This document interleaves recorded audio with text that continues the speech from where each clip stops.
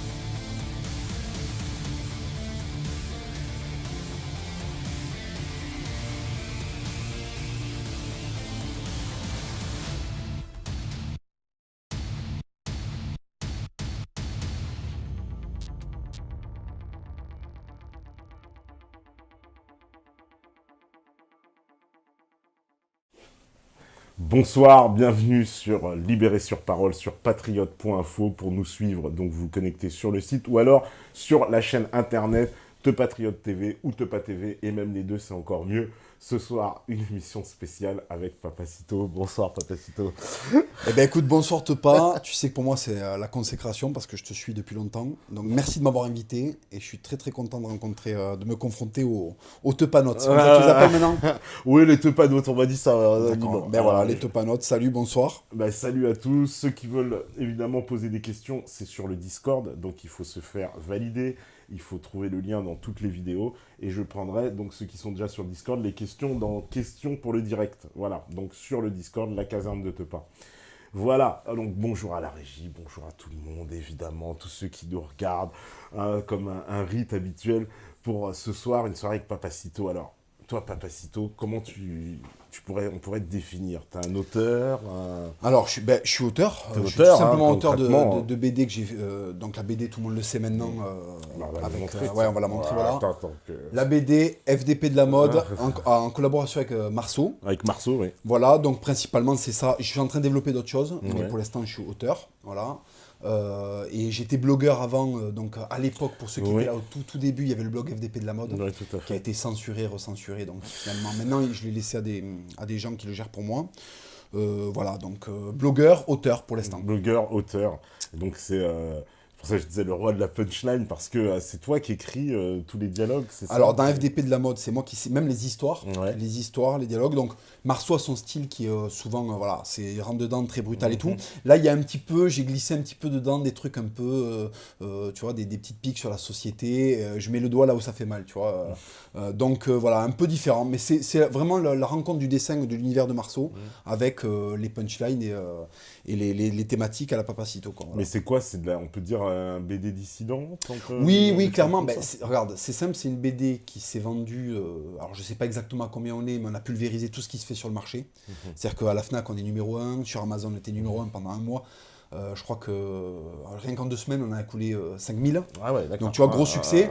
Par exemple, une maison d'édition, quand elle fait 3000, elle est contente. Tu vois, c'est un succès, tu vois, c'est un succès relatif. Mais là, vraiment, on a tout explosé. Et tu vois bien, on n'est pas forcément invité. On ne parle pas forcément de nous. Donc, oui, je pense qu'on peut la classer comme étant, en tout cas, dérangeante parce que elle est plus ou moins censurée, tu vois. Et c'est sorti alors chez Ring, c'est ça? Alors, elle était d'abord sortie parce qu'on l'avait auto-produit. Autoproduite. À l'époque. Comme dans le rap, alors Voilà, autoproduit, exactement. c'était C'était récupéré notre premier par, EP. Voilà. Voilà, à l'époque où on traînait dans les blocs avec Marceau. Non, on l'avait autoproduit. C'est-à-dire, moi, mon blog avait un succès énorme. J'ai commencé à mettre des dessins parce que je connaissais Marceau depuis 2008. Donc j'ai commencé à puber ses dessins sur le blog et il s'est fait repérer parce qu'il a beaucoup de talent. Et donc là, en fait, les gens ont commencé à me dire bah, faites quelque chose ensemble. Moi au début c'était vraiment pour, tu vois, pour faire connaître Marceau. Et puis les fans nous ont dit, sur FDP me disaient bah, fais un truc avec Marceau, puisque vous êtes potes.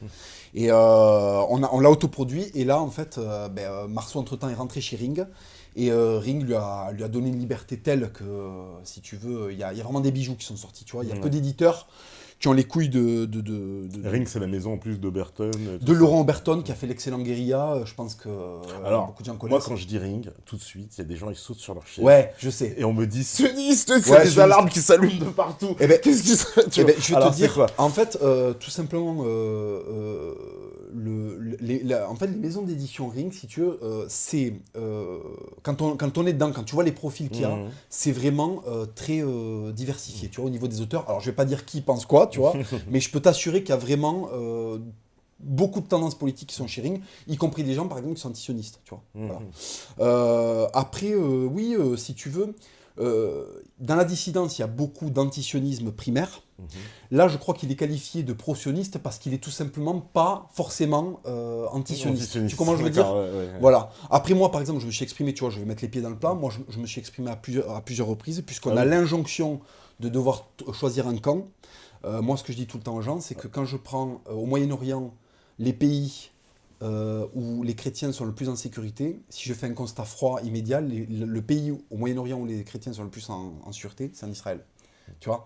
Donc moi, en tant que chrétien, pour moi, ça suffit à plutôt avoir tendance à trouver que... Voilà. Alors là, il y aura tout de suite, tu sais bien, 50 commentaires qui je vont sais, te je dire, sais, mais... Attends, et t'oublies tel pays. Ouais, je sais, mais en fait, les gens le savent, ça fait plusieurs années, à chaque fois je l'ai dit, chaque fois qu'on voulait me... Donc du coup, peut-être que je rends pas service à Ring, parce que moi, pour le coup, je suis pas farouchement... En fait, je pense qu'ils font... ce que nous, on devrait adapter à la française, tu vois. C'est-à-dire qu'il y a une grosse cohésion, malgré tout, on est obligé de reconnaître qu'il y a une grosse cohésion entre eux. Certains appellent ça le tribalisme, d'autres diront un ultranationalisme, ce que tu veux. Et moi, mais je pense que c'est ce à quoi devrait tendre la France. Et s'ils nous dérangent autant et si on les critique autant, c'est qu'ils arrivent peut-être à faire quelque chose que nous, on n'arrive pas à faire, tu vois. Parce qu'on n'a pas la même, comment te dire, uniformité au niveau de la population, on n'a pas le même contexte. Et du coup, tu vois, en fait, moi, quand j'entends les gros discours nationalistes, ils tendent vers ça. Ils veulent faire un Israël français, donc en substituant tout ce que Israël fait sur le modèle français, tu vois. Donc un pays qui soit assigné à une religion, avec des frontières inviolables, une police forte, un renseignement efficace. Tu vois, là, le renseignement, quand tu vois qu'il y a un fichier S qui égorge un de nos gendarmes dans un Super U, alors que ça fait je sais pas combien de temps qu'on est en Vigipirate, qu'il y a de l'armée partout. Tu vois, il y a peut-être des questions à se poser sur l'efficacité. Alors après, peut-être qu'ils ont plus de gens à gérer aussi, tu vois. Mais voilà, moi j'ai une certaine, je me questionne sur le modèle et je me demande est-ce que c'est si, si diabolique que ça. Je pense pas. Ouais, d'accord, tu vas te faire plein d'amis. Ben ouais, écoute, mais à un moment, voilà, il faut prendre plein de nouveaux amis. Parce que même toi, tu as des discours, alors justement, sur les questions de dissidence, en ce moment, tu sais qu'il y a une espèce de, comment dire, on va dire qu'il y a la tendance racialiste, qui est très forte, très puissante, qui devient un courant. Alors, pas encore un courant politique, j'ai du mal, moi, à le voir émerger dans un courant politique, vraiment, parce que ça va être trop combattu. Mais en revanche, sur Internet, tout ça, c'est des idées qui avancent. Ah ben même ça, sur Internet, c'est même prépondérant. Ouais. Et d'ailleurs, on voit bien que là, il y a des médias qui ont été créés par la gauche, et les types, si tu veux, ils essaient de concurrencer un 4x4... Range Rover, tu sais, en arrivant avec une auto-tamponneuse avec Gérard Miller dedans, tu sais, qui te dit l'égalité des peuples. Ferme ta gueule, t'as 10 ans de retard. Internet, ça y est, les gens ont compris, ils se sont dégauchisés. Adrien en parlait, là, Adrien Bozy, que tu as reçu, d'ailleurs que j'ai découvert grâce à Tepa TV. Donc je suis très content parce que tu vois, finalement tu es un bon fournisseur de modèles à suivre, tu vois. Donc Adrien que j'ai découvert chez Meta TV disait justement à juste titre que en fait ça y est, Internet c'est trop tard. Ils arrivent trop tard, tu vois. Et le boulot était fait. Et surtout, le boulot était fait. Alors, il y a des trucs de plus ou moins bonne qualité, mais tu vois, par exemple, c'est ce que je disais, je crois que je l'ai dit hier dans le live, entre un Yann Barthès qui est dans le système, et un journaliste comme toi, puisque tu fais du journalisme, tu vois, ou comme d'autres d'ailleurs, tu vois, et ben, la qualité, elle est ici, tu vois. Donc, même si ils ont le pognon avec eux, tout ça et tout, sur Internet, vous faites le job depuis un moment déjà, et les gens ne s'y trompent pas, tu vois. Tu peux pas fabriquer comme ça tout d'un coup. Oui, c'est vrai. Voilà. Ouais. Donc, oui, pour les stars. Alors, le problème qu'il y a, c'est qu'on a encore, j'en parlais aussi hier, je disais qu'on est encore dans une mentalité de maquisard.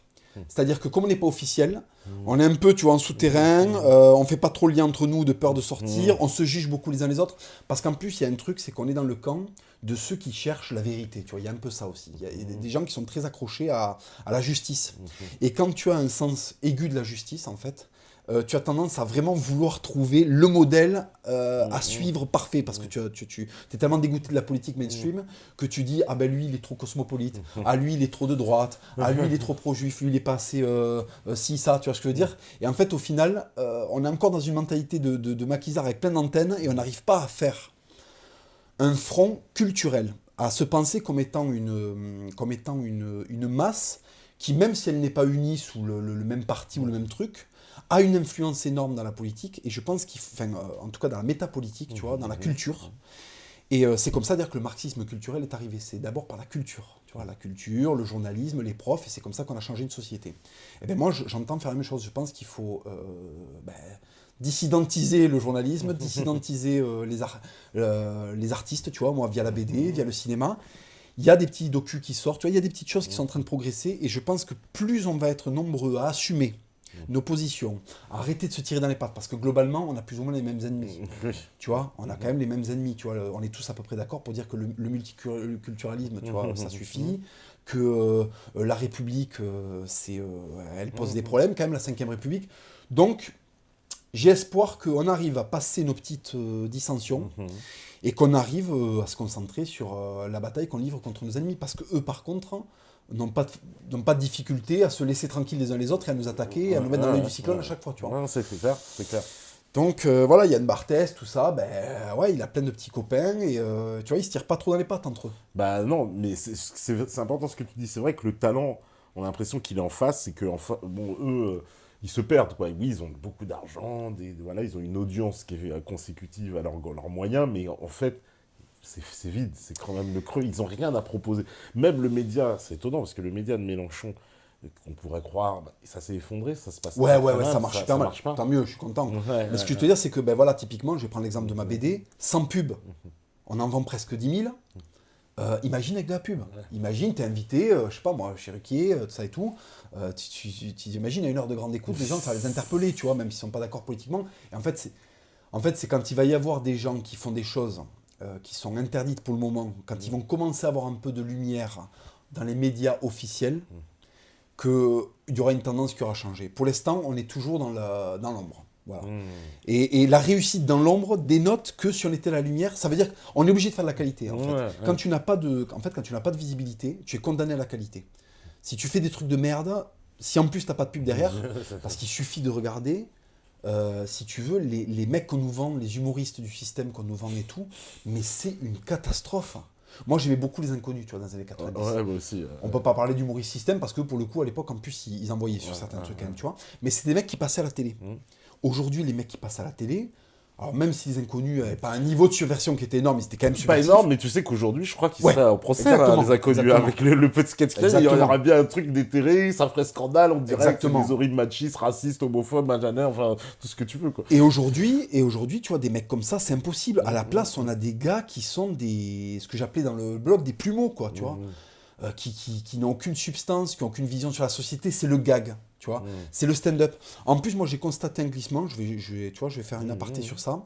La tradition de l'humour à la française, qui nous vient du théâtre, en fait, tu sais, c'est vachement les costumes, les sketchs, ce que faisaient les nuls, ce que faisaient les trois frères. Il y avait ce côté, on va faire de la scène, en fait, tu vois, c'était vraiment le truc à la française. On fait une histoire, alors c'était les fourberies de Scapin qui débarquent, qui met une levrette à l'autre pendant que le mari est en train de dépenser des thunes et se faire enfiler. Tu sais, il y a toujours un cocu dans les histoires. Dans l'histoire française, il y a toujours un mec qui passe pour un con. Et les Américains, il y a le côté rendement dans leurs blagues, et c'est le stand-up, tu sais, c'est pas de costume. Enfin, pas de costume d'époque, tu vois, ou de construction. On est en costume classique. Et puis une vanne, Donc du coup, tu es là. Alors au début, c'est sympa parce que ça t'amène un petit côté frais, tu vois, par rapport à ce dont on a l'habitude. Mais au bout d'un moment, t'es là, c'est les mêmes sketchs, et les mêmes rires. En plus, là, tu sais, on s'est rendu compte qu'ils plagiaient tous ce qui se fait aux États-Unis. Mais putain, c'est d'une tristesse. Moi, des fois, je me dis, mais attends, mais comment les gens peuvent se repaître de ça?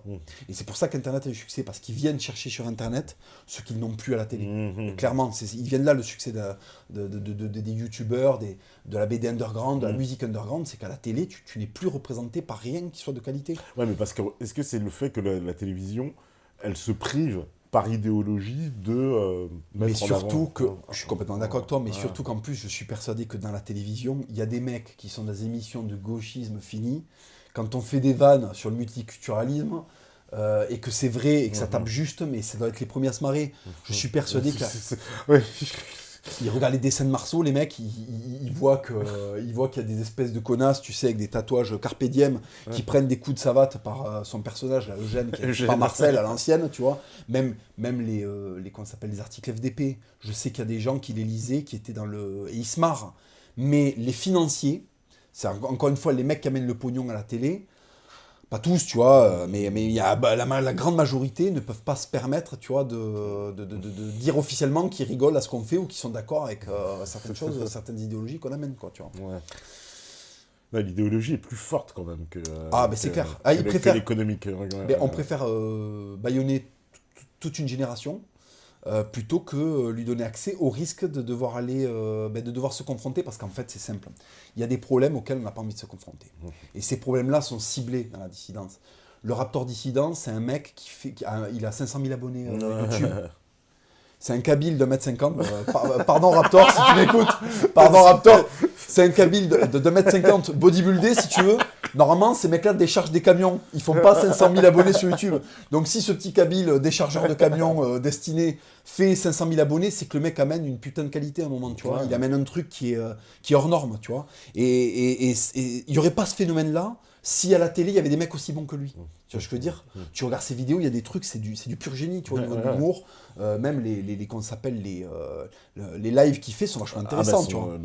Moi, ça me fait penser un peu à l'époque, presque des grosses têtes version 2.0, quoi. Ouais, moi, je le vois comme ça, quoi. Bon, tu vois, moi, alors, je sais que les gens... En théorie, ça devrait être ça, enfin, tu vois. Mais c'est un peu les grosses têtes. Espèce de truc qui est un mélange des gens sérieux, en même temps on rigole, en même temps il y a de l'humour, en même temps c'est... Voilà, qui peut amener Virginie Vota, Adrien Bozzi, tu vois, un bozo comme moi, et à côté Dario Shevchenko, tu vois, Dario Shevchenko qui vient avec des cicatrices sur la gueule dans les lives, parce que lui, pour le coup, ça entre guillemets, sa dissidence, en tout cas sa rébellion, il la paye de sa personne, tu vois, c'est un gars qui... Il se fait courser dans la rue par les antifas, et il leur fait face. Du coup, tu vois, il emporte les stigmates, mais qui peut réunir tout ça et puis faire une émission cohérente au moment où des gens se rencontrent? Moi, tu vois, je suis pas d'accord avec tous les invités qui débarquent, tu vois. Même, il y a des trucs qu'a dit Dario avec lesquels j'étais pas d'accord, il y a des trucs avec lesquels je suis super d'accord.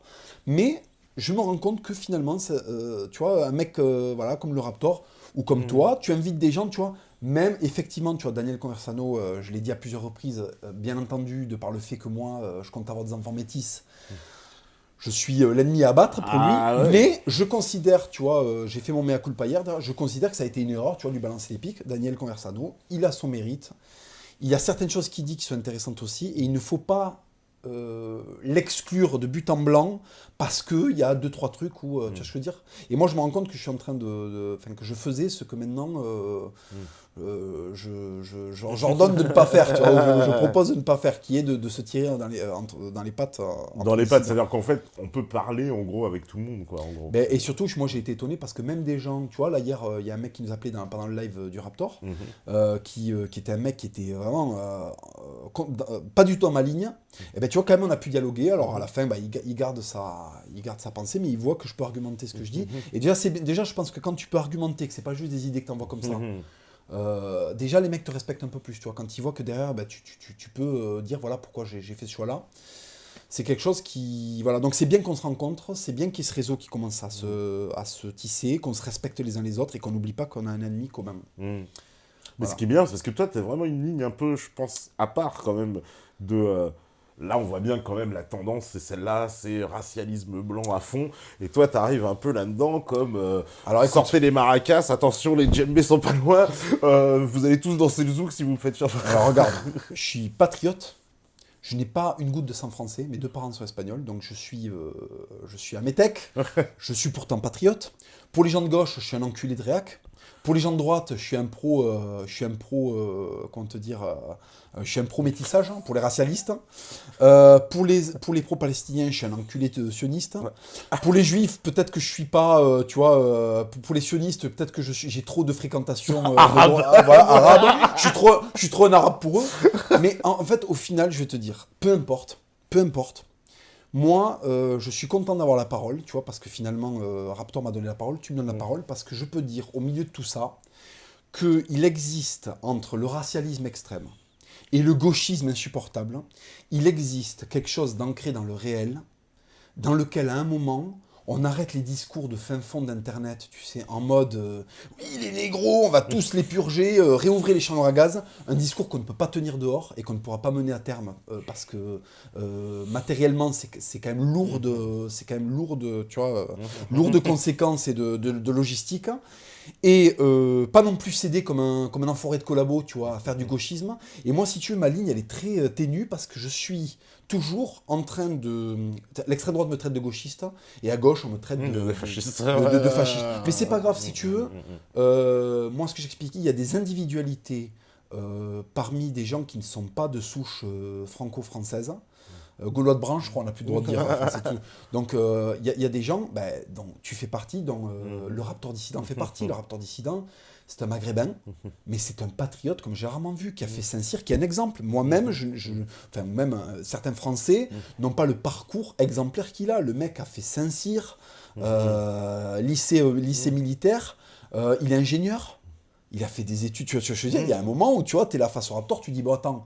Le mec il dit que les Arabes le QI, ouais, ben celui-là d'arabe, enfin d'ailleurs c'est pas un arabe, c'est un berbère, mais celui-là pour le coup, il pourrait faire fermer des bouches, tu vois. Donc moi, si tu veux, j'encourage les Français de souche à se réapproprier leur fierté, parce qu'il y en a vraiment besoin, ils ont beaucoup trop été attaqués, tu vois. Et en même temps, si tu veux, j'essaie de leur dire, mais c'est pas la peine d'aller à l'opposé. C'est comme le féminisme, pas besoin d'écraser l'homme pour devenir une vraie femme. Pas besoin d'écraser les autres peuples pour être fier d'être blanc. Il y a suffisamment de motifs d'être fier d'être blanc dans l'histoire des Blancs pour avoir besoin d'écraser les autres, tu vois. Tu peux très bien être fier d'être blanc et avoir un regard bienveillant. Moi, ce qui est le cas, tu vois, j'adore l'histoire européenne. J'ai pas arrêté de lui faire des hommages dans mon blog, tu vois, et même dans mon lifestyle. Moi, je bouffe européen. Tu sais, des fois, il y a des mecs de la dissidence qui me font des commentaires sur mes penchants africains. Les mecs ont des Nike au pied. Ouais. Tes chaussures sont américaines et t'as un problème avec le fait que ma femme soit une catholique africaine. Ouais, mais mec, tu vois ce que je veux dire, il y a un moment, il faut être cohérent. Moi, je bouffe français, je m'habille français, tout ce que je porte sur moi est français.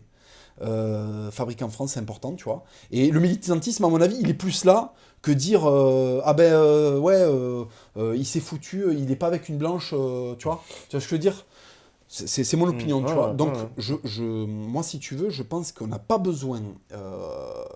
Enfin, quand tu vois l'histoire de l'Europe, mais putain, ça n'arrête pas. Alors, dans les vidéos, j'exagère, tu vois, je dis que les galions espagnols, ils ont fait des dérapages. Si tu veux, l'Europe a fait des dérapages aux quatre coins du monde, si tu veux. C'est un braquage généralisé, tu vois. C'est comme si c'était un peuple de cagoulés qui fait des drive-by partout dans le monde pour installer des cathédrales et dire, toi, tu vas parler français, toi, tu vas parler anglais. Voilà, il y a un moment, s'il y a la roue en Amérique, c'est parce que les Espagnols l'ont amené.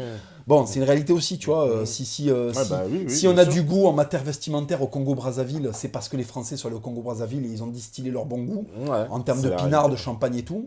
Parce que les Noirs qui croisent à la gare du Nord, c'est pas forcément les intellectuels qui se gavent de Dom Pérignon et de bons pinards. Je sais pas, moi, selon Yann Moix, ils sont tous adeptes du Victor Voilà, Hugo. Ah oui, c'est vrai, ils ont tous lu Victor Hugo, je crois. Attends, ils ont tous lu Victor Hugo. Donc, parmi les vrais lecteurs de Victor Hugo qu'il y a dans le monde, dans les pays émergents, t'as des mecs, ils ont vraiment des goûts à la française. Et des fois, ils ont une culture. Tu vois, tu me parlais d'Aimé Césaire tout à l'heure.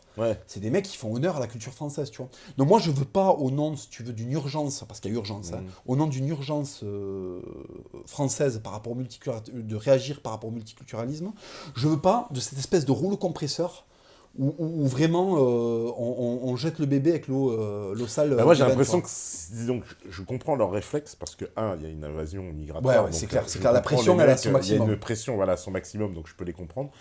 Mais ce qu'il y a, c'est que je me pose la question, je me dis, mais en revanche, je vois pas quel ressort politique ça pourrait donner parce que, historiquement, si on se réfère au seul régime, entre guillemets, politique racialiste, j'ai pas besoin de vous faire un dessin, vous avez compris c'était lequel, et celui-là, il est particulièrement combattu, donc je vois pas comment il pourrait ressusciter, même au travers d'un nouveau projet, tu vois, qu'on va dire quoi, les nouveaux Européens, déjà, ça si tu passerait veux, pas. s'ils appliquent du racialisme pur et dur, ultra hardcore, les concurrents de la France vont se régaler de faire des embargos et de dire regardez, tu vois, ça va être le moment où on va se faire choper. Ah bah ouais. Alors que si on est malin et qu'on se comporte en Européen, il y a bien des solutions pour rendre notre continent hostile par le simple lifestyle à des gens qui n'y sont pas adaptés.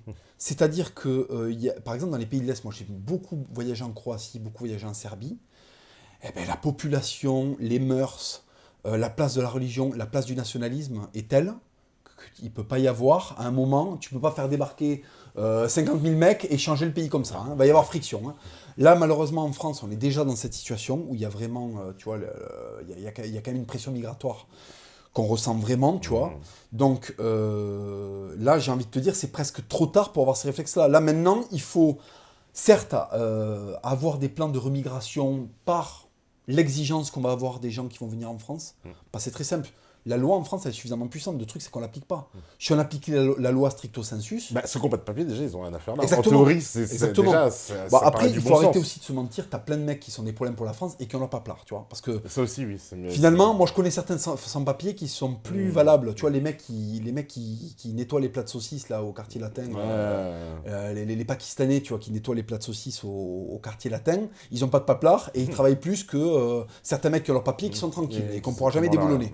Donc, il va quand même falloir à un moment, il y a un certain type de Français qui ont déjà les papiers, administrativement on ne pourra pas, tu vois, à moins de se faire baiser après à l'international, on ne pourra pas faire de loi discriminante. Par contre, on peut organiser et réorganiser notre système éducatif, social, le service militaire, tout ce que tu veux, pour que ces gens-là soient vite punis ou exclus du système. Tu comment je veux dire?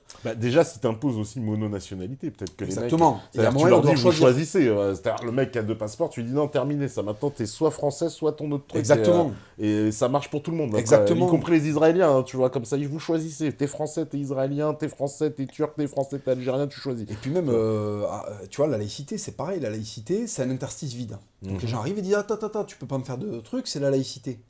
T'as des pays, ils ont plus ce problème. Enfin, ils n'ont jamais eu ce problème. Je pense à la Pologne, je pense à l'Espagne. La religion, elle est, tu vois, elle est omniprésente. Et on leur dit pas, ici, c'est un terrain vierge de religion. Parce qu'en fait, être vierge de religion, ça n'existe pas. S'il n'y a pas de religion, il y a une religion du pognon. Et s'il n'y a pas de religion du pognon, il y aura le bouddhisme. Et s'il n'y a pas le bouddhisme, il y aura l'islam. Il y a toujours une religion. Les gens ont besoin de ça. Donc, on ne peut pas faire une terre vierge de religion. Et le problème, c'est que malgré tout, le prosélytisme musulman se régale d'une terre sans religion. Parce que là, mon pauvre, quand on fonctionne, si tu veux, le bouddhisme qui n'est pas prosélyte, lui, il voit une terre vierge de religion, entre guillemets, il se dit, parfait, je vais pouvoir être bouddhiste sans me faire emmerder par les Chinois, ou, enfin, bien que les Chinois aussi soient bouddhistes, mais j'ai dit une bêtise. Mais ils vont se dire, je vais pouvoir sans me faire emmerder par tel ou tel truc, tu vois. Les musulmans, quand ils voient une terre qui est vierge de religion, ils se disent, déjà, nous, dans le Coran, on a le devoir de convertir. Parfait, tous ces mecs qui n'ont pas de spiritualité, allons-y. Moi, j'étais dans un lycée, je le dis à chaque fois, mais j'étais au polyvalent du Mirail. Et le polyvalent du Mirail, c'était, allez, je vais essayer de dire un truc à peu près correct et réaliste, c'était un bon 70% de musulmans, je pense. Voilà. Et si tu veux, très peu de chrétiens. Les seuls chrétiens qu'il y avait, c'était soit des blancs très pauvres, tu vois, limite campagne ou prolo, ou alors des noirs, tu vois. Et les chrétiens, en fait, les seuls chrétiens qu'il y avait, c'était des noirs, tu vois. Donc au final, c'était tous les jours, c'était ce que je te disais tout à l'heure, c'était le passage, convertis-toi, parce qu'ils t'aiment bien. Et ils se disent, putain, lui, il a Papacito, ça serait un bon punchliner de l'islam, ça serait bien que tu te convertisses, c'est mieux pour toi, tu vois. Et en fait, non. Alors, le truc, c'est que la pression est forte, tu vois. Quand pendant le ramadan, la moitié du self, même les 3/4 du self sont réduits, fermés, t'es là, tu fais bon, voilà, tu vois. Et qu'il faut pas aller manger son sandwich devant tout le monde parce que ça peut être interprété comme une provocation. Tu vois ce que je veux dire? Donc t'es là, tu te dis, bon, tu vois. D'accord, ouais. Mais ça, c'est aussi, cette situation-là, c'est... voilà, bon, là, on peut en parler ici, mais personne n'en parle dans les grands médias de ça, parce que ça, c'est une vraie pression. Et toi, voilà, tu vous dis, c'est à l'intérieur. Mais si on parle de ça, tu sais très bien qu'on va t'accuser de racisme. Si on était à BFM, là, immédiatement, Mais, tu serais un horrible raciste. Quoi, et ouais, mais le truc, c'est qu'en fait, il faut aller sur le... Et d'ailleurs, moi, c'est ce que je revendique vis-à-vis des Vikings du net. C'est que moi, dans la ville où je vis, dans le lycée que j'ai fait, l'endroit où je suis né, le sport que je pratique, je fréquente 1000 fois plus de maghrébins que n'importe quel gauchiste, qui les aime de loin, tu sais. Donc moi, je les connais. Donc limite, j'ai le droit de dire comment ils sont parce que je les connais et que je les fréquente. Et je les ai affrontés à la loyale sur le ring quand je faisais de la boxe et tout ça et tout, tu vois. Donc finalement, j'ai un rapport à eux qui est démystifié. C'est pas putain, on va ratonner du bougnoul, tu vois. C'est pas ça. Et c'est pas non plus, dis donc, c'est tous des profs de. Tu vois, c'est tous des philosophes, c'est tous des Averroès, tu vois. Ouais. Ça, c'est les deux discours. Moi, je suis pas là-dedans. Moi, je les ai fréquentés, je sais les problématiques qui nous attendent avec eux. Je connais leur psychologie de groupe, leur psychologie individuelle dans un groupe qui n'est pas acquis à leur cause, leur psychologie individuelle dans un groupe qui est acquis à leur cause, tu vois ce que je veux dire ? Leur rapport aux Africains noirs quand il s'agit de s'allier face à l'Europe, et puis ensuite le discours à table où t'as pas envie que ta sœur elle ramène Maître Gims, parce qu'en fait ton daron c'est un Marocain qui a fait du marteau-piqueur pendant toute sa vie, et que si, tu vois, s'il le rencontre, il va y avoir un drame. Donc tu vois, je les connais. Donc comme je les pratique, je n'ai pas un rapport à eux qui est extrême. C'est-à-dire que j'ai un rapport à eux qui est réaliste, en fait, qui est ancré dans le réel. C'est-à-dire que j'en connais qui sont tout à fait valables, et ceux-là, il faudra faire le tri. Et j'en connais qui sont des dangers finis pour la France, tu vois, et qui sont irrécupérables, et qu'il faudra absolument remigrer. Tu vois ce que je veux dire ? Donc là, je suis sans concession. Et d'ailleurs, hier, on m'a demandé un pourcentage, on me dit, ouais, mais quelle proportion ? Parce que tu dis ça pour toi. Moi, je pense qu'il y a un 70% qui n'a plus rien à faire ici. Et je pense par contre qu'on gagnerait à garder des Raptors, à garder des... Alors Aldostérone, il n'est pas français, il est anglais, je crois. On gagnerait à garder des mecs comme ça, tu vois. Voilà, Magidou Kacha, pareil, c'est des types, je suis désolé, ils sont brillants. Ils sont brillants. Même quand ils sont pas anti-islam, tu vois, parce que voilà, je viens de citer des mecs qui sont islamo-critiques, mais t'as des... Bon, après, en général, je pense quand même que pour rester, pour s'ancrer dans le modèle français, il faut être islamo-critique, parce que moi, je crois qu'il y a rencontre des plaques, là. Ah oui, qu'est-ce que t'en penses, ça, ouais, justement. Eh ben, moi, je vais te dire... c'est un sujet qu'on entend beaucoup, je vais te dire. l'islam. L'islam est une religion qui se veut totale. Elle ne peut pas accepter de vivre en minorité. Quand elle est apparue en 664, l'Hégire, elle a été poursuivie et pourchassée au début, comme les chrétiens d'ailleurs, tu vois. Elle a été pourchassée très violemment. Le prophète a été obligé de s'exiler, il est revenu ensuite à la Mecque.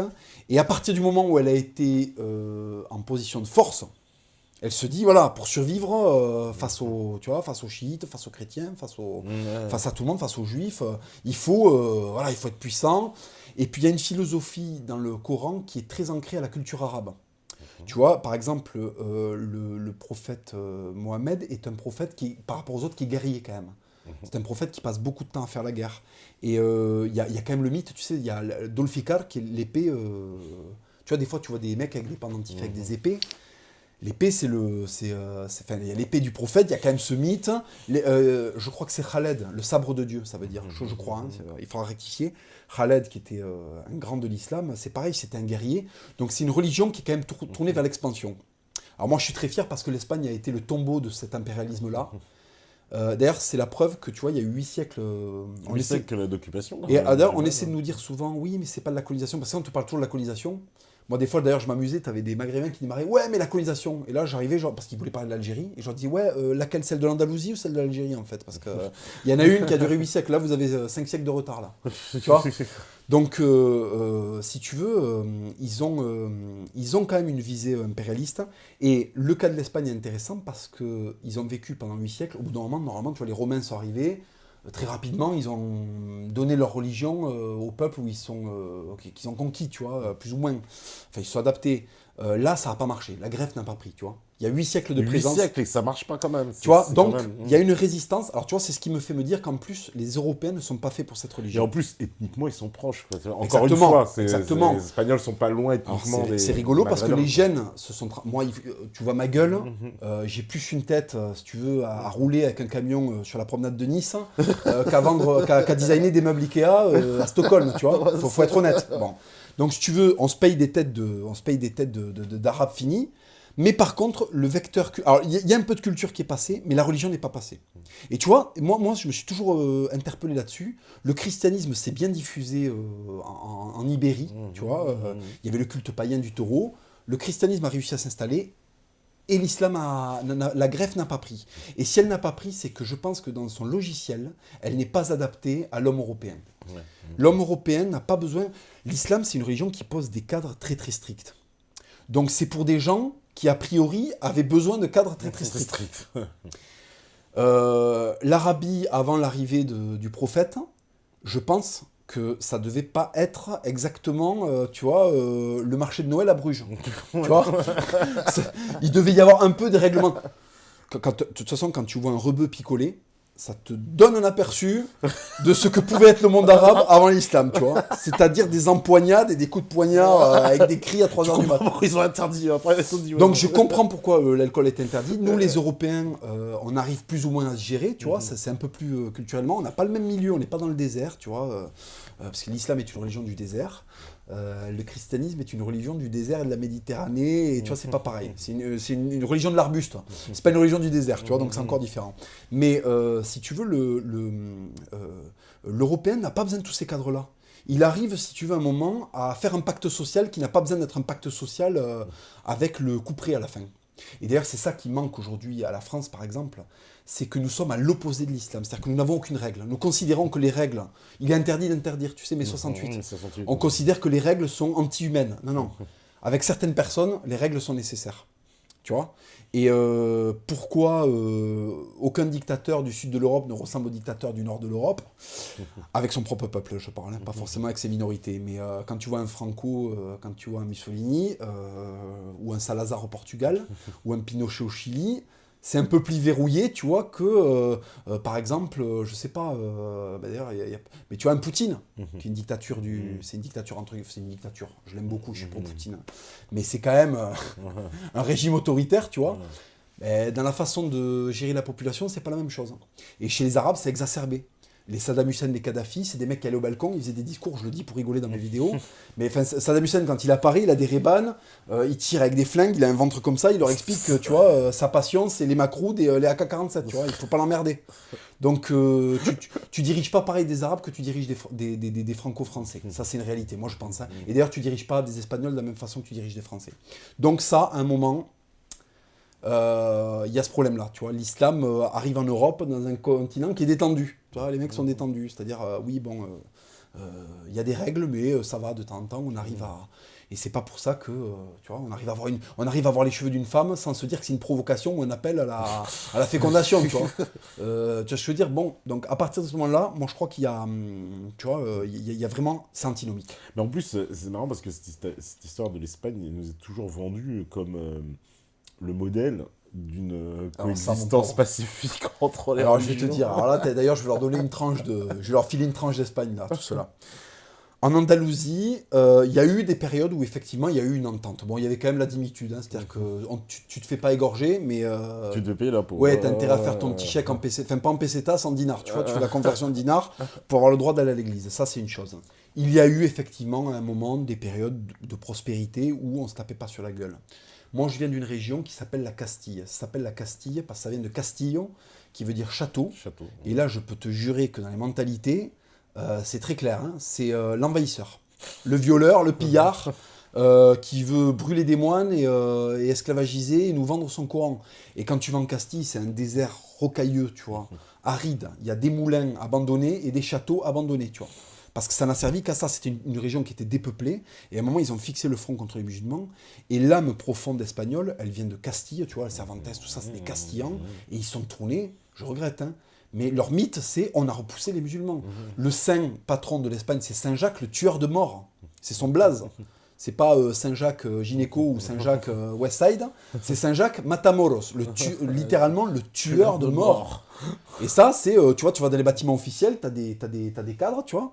Là, ça leur fait bizarre, tu vois, quand les mecs, ils arrivent, ils débarquent du Maroc et puis ils déboulent sur une administration qui s'appelle, voilà, là, c'est sur la place des tueurs de morts. Ah ouais, d'accord.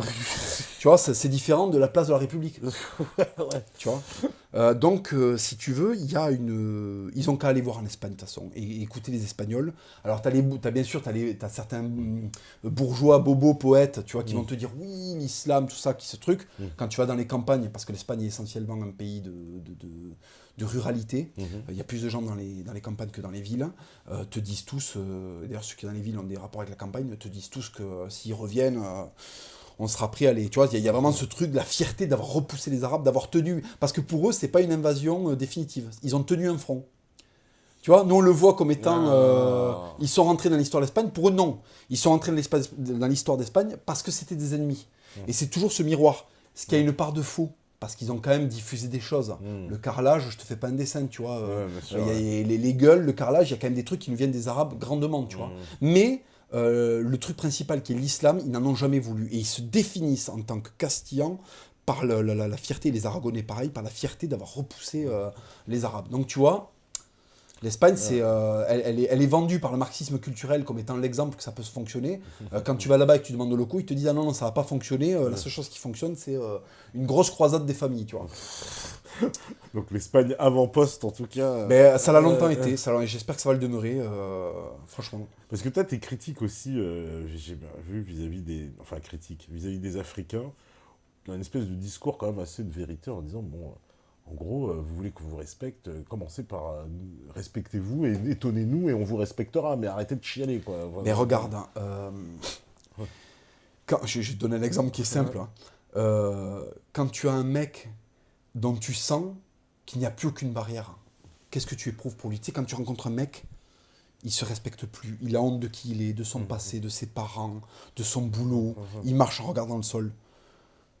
Tu as du mépris, enfin, tu as de la tristesse, au mieux tu as de la tristesse, et au pire tu as du mépris pour lui, tu te dis mais putain respecte-toi, c'est comme quand tu passes, c'est terrible ce que je veux dire, c'est comme quand tu passes devant un clochard, et que tu es super bien sapé, et que tu vois le mec, tu te dis putain, moi des fois je me dis putain c'est dur parce que c'est quelqu'un il est littéralement au ras du sol.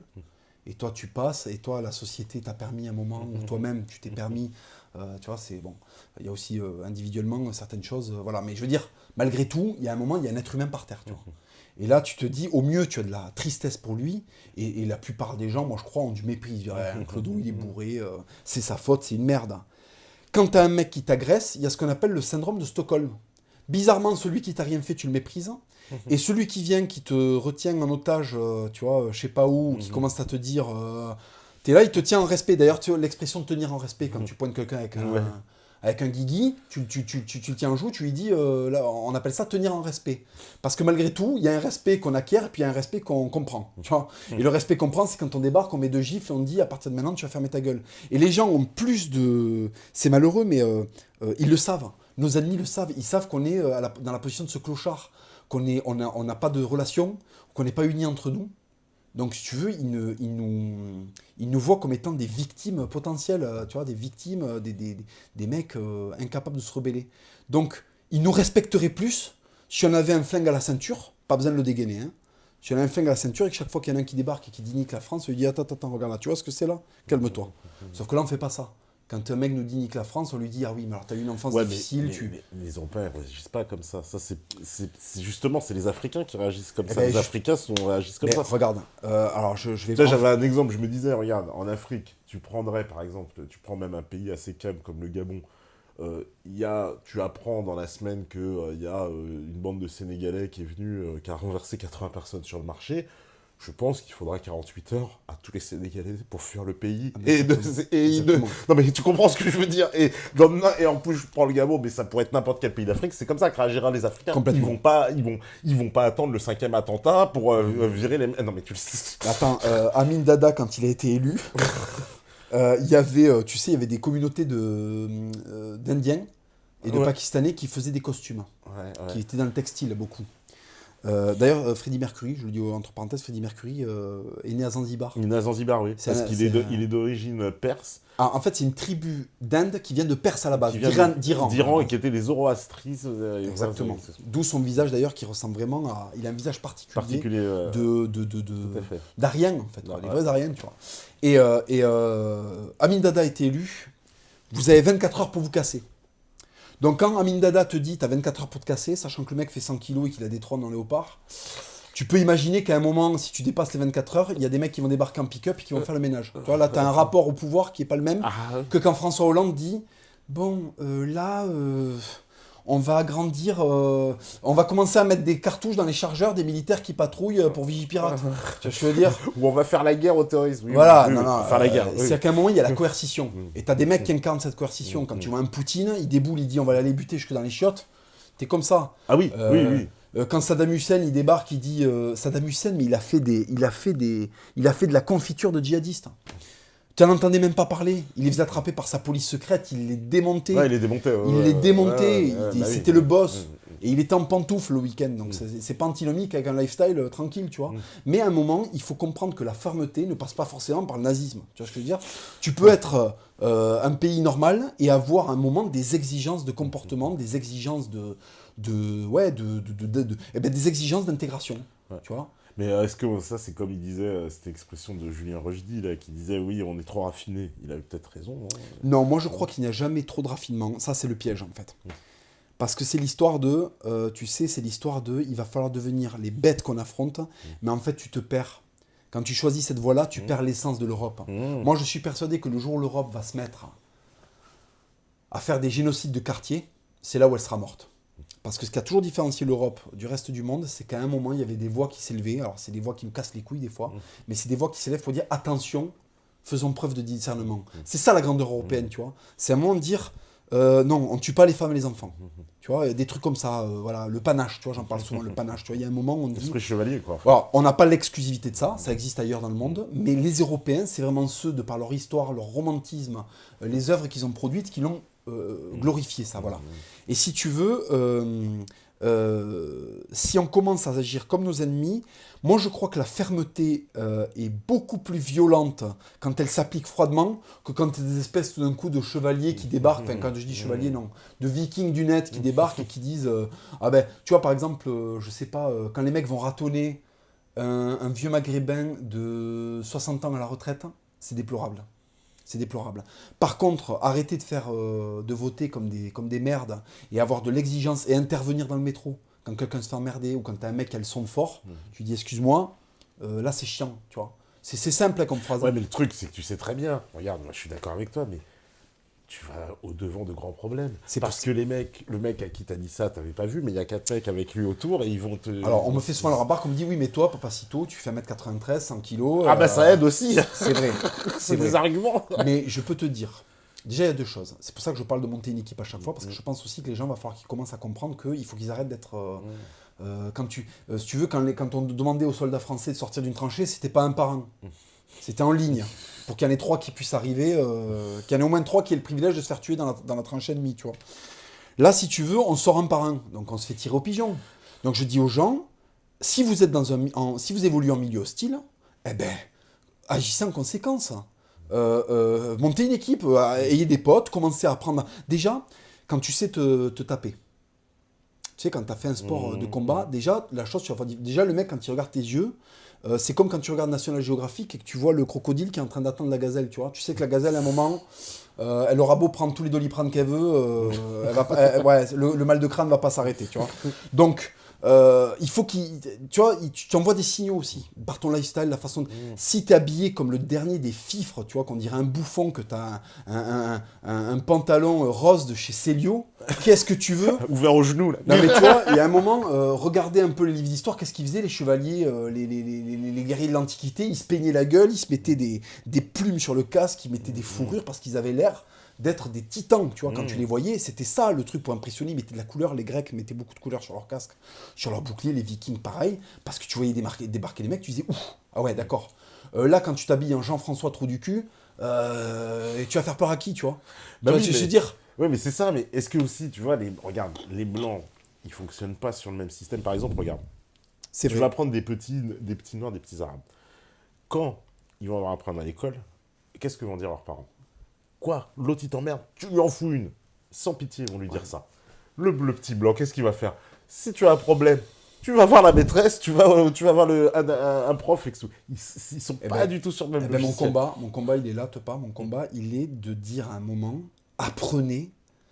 Tu sais, l'évolution, c'est adapte-toi ou crève. C'est comme la Légion d'ailleurs, marche ou crève. À un moment, il faut comprendre dans quoi tu es. Si tu comprends pas dans quoi tu es, tu es appelé à disparaître. Si tu comprends dans quoi tu es, normalement, tu t'adaptes. Et à un moment, il va falloir que les mecs s'adaptent et voient la réalité en face.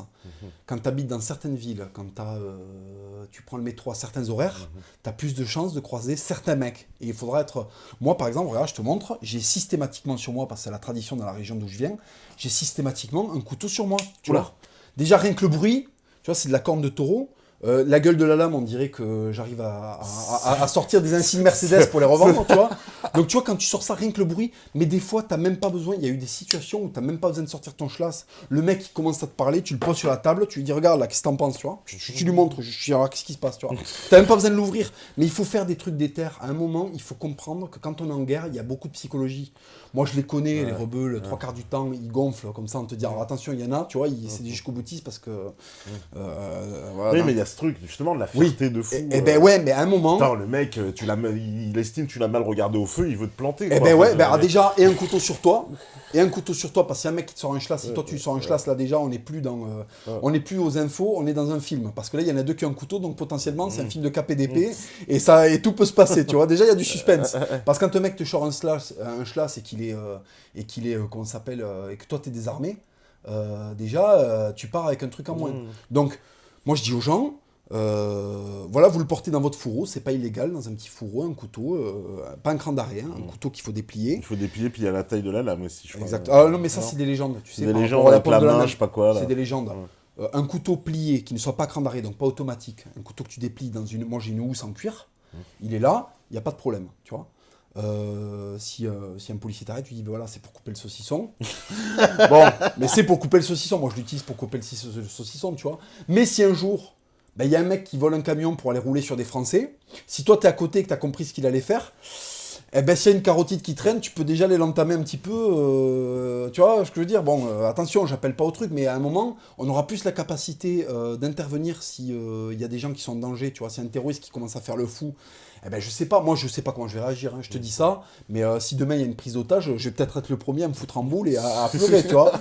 Donc, j'essaie de faire des entraînements et des trucs pour. J'essaie de mettre dans des milieux où je me prépare à ça, tu vois. Mais je pense qu'il faut que les petits blancs. Parce qu'il faut appeler un chat, c'est les petits blancs. Il faut que les petits blancs commencent à se dire qu'ils sont dans un monde où certaines personnes considèrent que ce sont eux le gibier. Et il faut réagir en gibier. Le porc épic, avant d'avoir des épines, il se faisait bouffer. Tu vois, par des trucs plus gros que lui. Un jour, il s'est dit, tiens, je vais me foutre des épines sur le dos. J'agresse personne, mais celui qui veut me mordre, eh ben, à un moment, il va devoir aller chez le dentiste demain. Tu vois. Donc voilà, il y a des trucs, c'est du bon sens. Tu vois ce que je veux dire? C'est du bon sens. Donc moi, je dis aux gens, faites de la boxe, traînez. Si vous êtes dans des endroits où c'est un peu chaud, montez une équipe.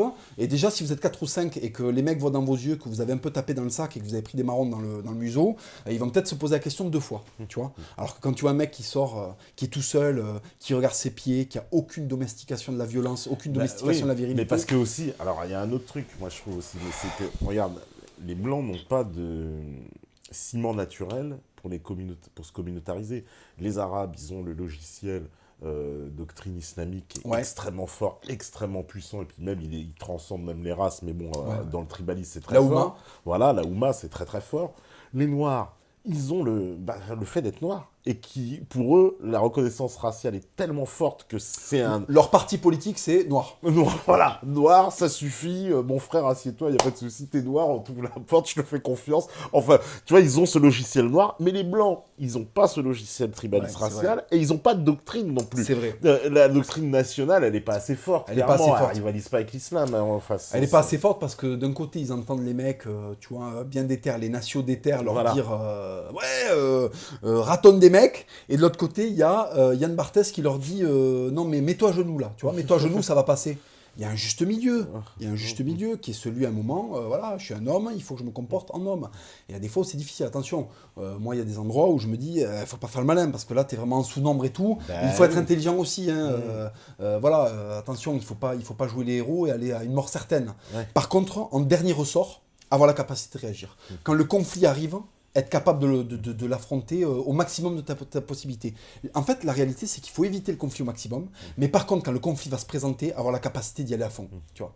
Quand le mec commence à te faire des mouvements de main comme ça pour prévenir qu'il va essayer de te prendre le dessus psychologiquement, si tu l'attrapes par le col et que tu lui mets un coup de casque et que ses narines elles retournent à l'intérieur de sa tête, déjà pour la suite, t'as pris l'ascendant, tu vois. Alors que si tu te laisses faire, que tu commences à dire oui, pardon, alors là c'est foutu psychologiquement, c'est terminé, tu vois.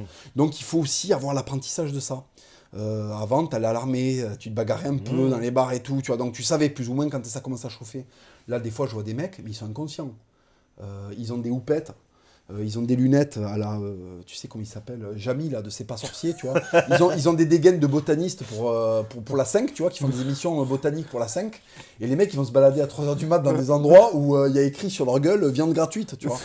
Donc à un moment, il faut être malin, tu vois. Il faut aussi arrêter d'envoyer des signaux de faiblesse. Tu me demandais, donc pour revenir à ta question, tu me demandais quel peut être le ciment. Eh ben, la doctrine, moi, je l'amène. D'autres l'amènent aussi en disant communautarisez-vous. Moi, je dis communautarisez-vous sans développer de la haine. Développer simplement de l'efficacité, de la réactivité, de la solidarité. Tu vois. Pas besoin d'aller attaquer les autres. Par contre, quand on vous attaque, soyez une bombe nucléaire, tu vois. D'ailleurs, c'est en accord avec le christianisme. Tu vois, moi, je considère qu'il ne faut pas aller chercher la merde. Par contre, si on vient te trouver, alors là, tu es dans ton droit. Et là, il faut aller au maximum, tu vois. Ça, c'est une chose. Et tu me parlais, qu'est-ce qui peut les fédérer ? Qu'est-ce qui peut les fédérer, mon cher Tepa ? Ce qui doit les fédérer, c'est qu'ils doivent se rendre compte qu'ils sont en train de devenir un gibier. Parce qu'à chaque attentat, je regrette, mais le phénotype du mec typique qui se fait buter, c'est le blanc. Donc, qu'est-ce qui doit les réunir ? Le fait qu'ils sont pourchassés. Le fait qu'ils sont en train de devenir une cible dans leur propre pays. C'est ça qui doit les fédérer. C'est ça qui doit leur dire putain, maintenant, il faut peut-être que je me tourne vers mes semblables pour trouver une solution, tu vois. Ça veut pas dire que... Moi, c'est pas parce que j'ai cette doctrine-là que j'arrête de fréquenter des Africains. Tu comprends ce que je veux dire ? C'est ça le pire. C'est que je continue à avoir des potes noirs qui sont droits dans leurs bottes et qui... Bon, avec les Maghrébins, le problème, c'est que comme moi, j'ai beaucoup de fierté historique par rapport à l'Espagne, j'ai encore des potes maghrébins, mais c'est difficile, tu vois. Souvent, on se dispute sur certains trucs, mais ça va, tu vois, on arrive à dialoguer.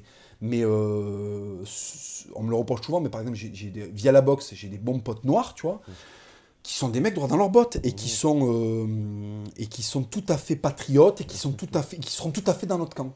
Et qui seront tout à fait dans notre camp sans équivoque. Et ces mecs-là, j'ai pas envie de les sacrifier au nom d'une espèce de doctrine infaisable qui serait de allez, on les remigre tous et on est des vikings.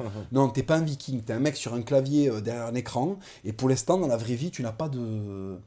Là dernièrement j'ai posté, je sais pas si j'ai posté une photo de quand j'étais beaucoup plus flué, que je démarrais la boxe, tu vois. Et j'étais à Toulouse, quand tu fais des combats de boxe, tu affrontes des Maghrébins. Donc c'est des gens que j'ai affrontés à la loyale. Et quand tu les affrontes à la loyale, tu te dis mais c'est pas des Superman, c'est des gens courageux, c'est des gens rugueux, il faut le dire quand même, tu vois. L'Algérien, quand tu lui tapes dessus, on dirait un clou qui est pas au bon diamètre, tu vois. Bah, c'est une réalité, tu vois. Donc il faut un plus gros marteau, c'est une réalité, tu vois. Voilà, mais il y a d'autres choses et tout. Moi j'ai vu des Français, franco-français, campagnards, avoir des couilles, tu vois, quand tu vas du côté de Saint-Gaudens, de Tarbes et tout, des Basques et tout ça. On a aussi des mecs couillus chez les Blancs, tu vois, et ces mecs-là, tu les rencontres en gala et tu te rends compte. C'est rigolo parce que via la boxe, mon club est très à cheval sur le patriotisme et tout. On a des Maghrébins, on a des Noirs, mais tout le monde est patriote. Tu vois, c'est la règle, tout le monde est patriote, tu vois. Et parce que l'entraîneur est quelqu'un qui est...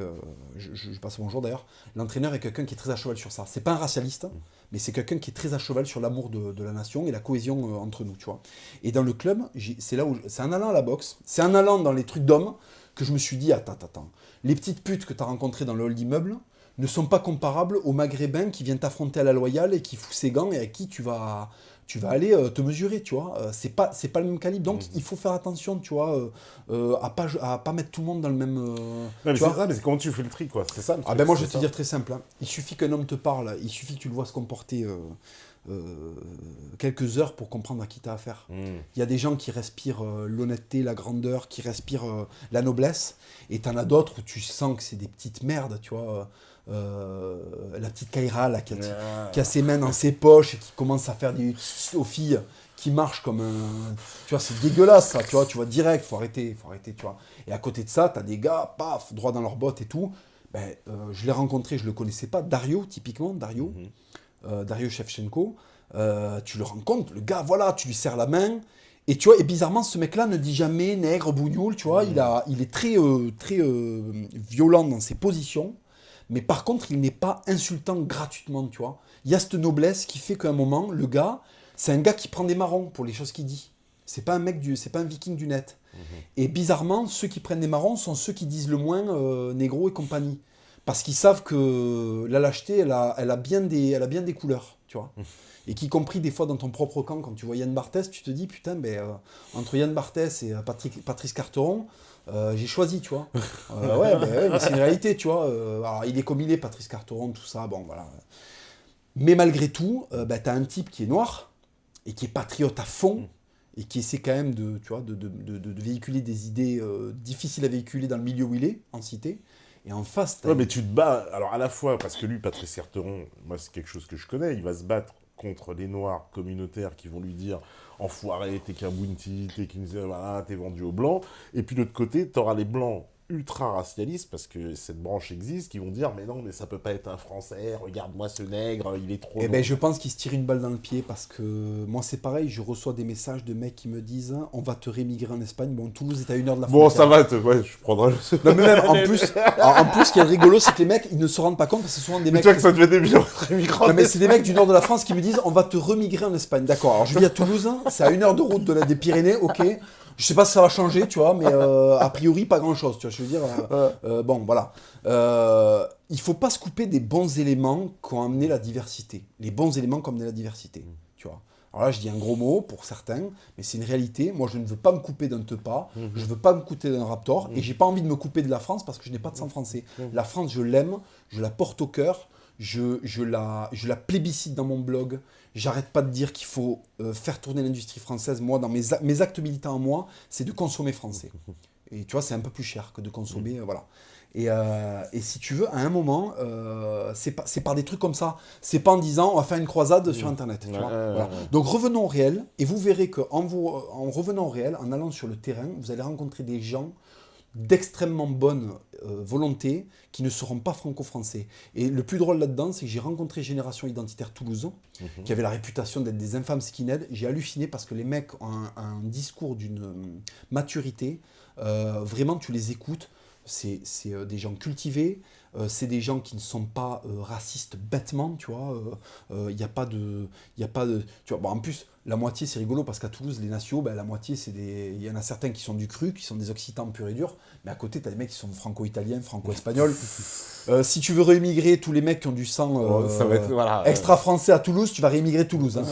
Bon, voilà, là, c'est problématique, tu vois. On va tous aller à Saragosse. Ça va être compliqué, tu vois. Mais voilà, moi, je veux pas me couper de ces Français-là. C'est pour ça que je suis... tu vois, voilà, les grands noirs de l'histoire de France, comment il s'appelle, le général napoléonien, Dumas, bien sûr. Attends, mais ça, c'est la classe, hein, tu vois. Les Tepas, les grands du journalisme français, c'est les Tepas. Moi, c'est l'exemple que je prends à chaque fois, parce que pour moi, c'est vraiment le gars qui crache sur son pays. Mais Yann Barthès, tu vois, comparé à toi, moi, j'ai choisi. Pourtant, il y en a un qui est blanc. Ouais. Et il y en a un qui est un peu un traître de toute façon, chez les Blancs, il y en a plein qui crachent sur la France. Ça, c'est un fait. Hein. Être blanc n'immunise pas contre ça. Ceux qui ont organisé, et ça, je suis Adrien a la grande honnêteté intellectuelle de le formuler dès qu'il peut, c'est que les premiers pourvoyeurs d'anti-francité sont des Blancs de gauche. Ouais. Marxisés culturellement. Donc ils sont les pires, oui, tu vois, si tu me permets, je vais pouvoir me justifier, parce que j'ai pas eu la parole encore là-dessus, me justifier sur le choix de ma compagne. Tout le monde me le reproche. Ils me disent, ouais, tu veux sauver la France, mais t'as une compagne congolaise. Ah oui, j'ai vu, on m'a dit, Papacito, il participe au grand remplacement. Voilà, c'est très bien, je vais pouvoir m'exprimer là-dessus et mettre un point final. Ouais. Moi, j'ai grandi dans une ville où les filles qui m'entouraient étaient des filles. Il faut savoir que Toulouse est une grosse ville de punk à chiens. Oui, je confirme. Voilà, c'est d'une ville de punk. C'est le gauchisme infini. Donc autour de moi, il n'y avait que des femmes qui étaient gauchisées mentalement à fond. D'accord ? Il y en a qui étaient très bien, mais qui ne me plaisaient pas forcément. Mais il y a quand même beaucoup qui sont gauchisés mentalement. Tu vois ? Donc hors de question. J'ai pas envie que mon gosse il fasse pipi assis par respect pour. Tu vois ? Bon. Ça, c'est une chose. Ensuite, il y avait l'autre choix, c'était soit des punks à chiens, soit des kairas. Soit tu te mets avec la rebuzz toulousaine, très jolie, vachement apprêtée, mais il faut que tu te convertisses. Donc là, tu as la promesse d'un couscous royal, mais derrière, va falloir que tu te fasses couper la languette et que tu fasses allégeance, tu vois. Ouais, ça. Hors de question. Donc j'étais là, putain, merde, moi je suis un mec à l'ancienne, j'ai besoin que ma gonzesse respecte le fait que je suis un homme, qu'elle me donne ma place d'homme, et qu'elle accepte ma virilité. Moi, s'il y a des copains du lycée qui écoutent, j'étais déjà en pantalon à pince au collège. Moi, fin du collège, j'étais en pantalon à pince chemise. Les seules gonzesses qui venaient vers moi avec un style comme ça, c'était les Renois. Parce que c'était les seuls à se dire non, ce mec-là ne sort pas de Miami Vice. Ce mec-là, en fait, est un mec à l'ancienne, tu vois. Donc les premières qui ont commencé à accepter le gars que j'étais, donc très à l'ancienne, très acariâtre, en fait, étaient des filles noires. Donc je me suis dit, putain, c'est fou. Et voilà que je rencontre, parce qu'avant de réfléchir en groupe, il y a aussi des individus. Et voilà que je rencontre une femme qui m'accompagne et à qui je me suis marié. Et voilà que je rencontre une femme qui est catholique, qui respecte l'homme que je suis, qui m'encourage à être un homme, qui ne me contredit pas quand j'ai des positions qui sont des fois un peu critiques sur la féminité, et qui à la fois est une femme forte, parce que c'est ça qui est drôle. Moi, j'ai un dicton que je dis tout le temps: dans les pays où les femmes ont des couilles, il n'y a pas de féminisme. Parce qu'en fait, ce qu'elles veulent, elles le prennent. Et comme elles le prennent d'office et qu'elles le méritent, personne n'a rien à redire là-dessus. T'as des matriarcats, t'as des sociétés matriarcales où les gonzesses gèrent tout. Chez les Touaregs, la femme, c'est... parce que l'homme va dans le désert, il va faire le fifou au soleil, tu sais pas quand est-ce qu'il rentre, il y a un moment, il faut que quelqu'un tienne la baraque. Tu vois. Et ces femmes-là, tu les entendras jamais dire je vais aller me foutre une patte de bouc dans la chatte à la cathédrale pour protester contre le patriarcat, tu vois ce que je veux dire. Donc, à un moment, je suis tombé sur une femme, c'est une individualité qui était tellement à l'ancienne. Déjà, elle me plaisait physiquement, faut dire la vérité, tu vois, elle me plaisait physiquement. Elle respecte ses parents, parce que je suis désolé, les Africaines ont cette culture-là. Elles respectent leurs parents. C'est vrai. Tu les as pas dans ton lit comme ça. Et ça, c'est quelque chose que je respecte. C'est pas des gonzesses que tu mets dans ton plumard comme ça. Globalement, attention, tu vois. Bien sûr qu'il y aura des contre-exemples. Mais je veux dire, il y avait des choses qui étaient importantes pour moi qu'elles réunissaient. Et donc, je suis tombé amoureux. Et tu vois, c'est un truc que tu vois, on peut pas me reprocher. À un moment, tu tombes amoureux d'une personne, et je suis tombé amoureux d'elle. Et il se trouve que depuis 4 ans que je suis avec elle, je suis un homme épanoui, heureux. Elle m'encourage, elle est patriote, elle n'a aucun mal à critiquer, tu vois. Elle a un regard. Elle est née en Afrique déjà. C'est pas une Rokhaya Diallo. Elle est née en Afrique. Elle est née pendant une guerre civile. Elle a quitté son pays à cause de la guerre civile.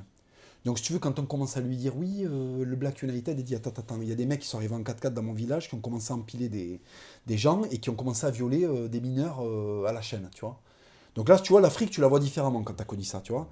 Et elle, si tu veux, quand elle entend quand elle entend des Guadeloupéens qui sont nés sous le drapeau français lui expliquer, ouais, les Noirs sont méprisés en France, ah ben putain, en Afrique...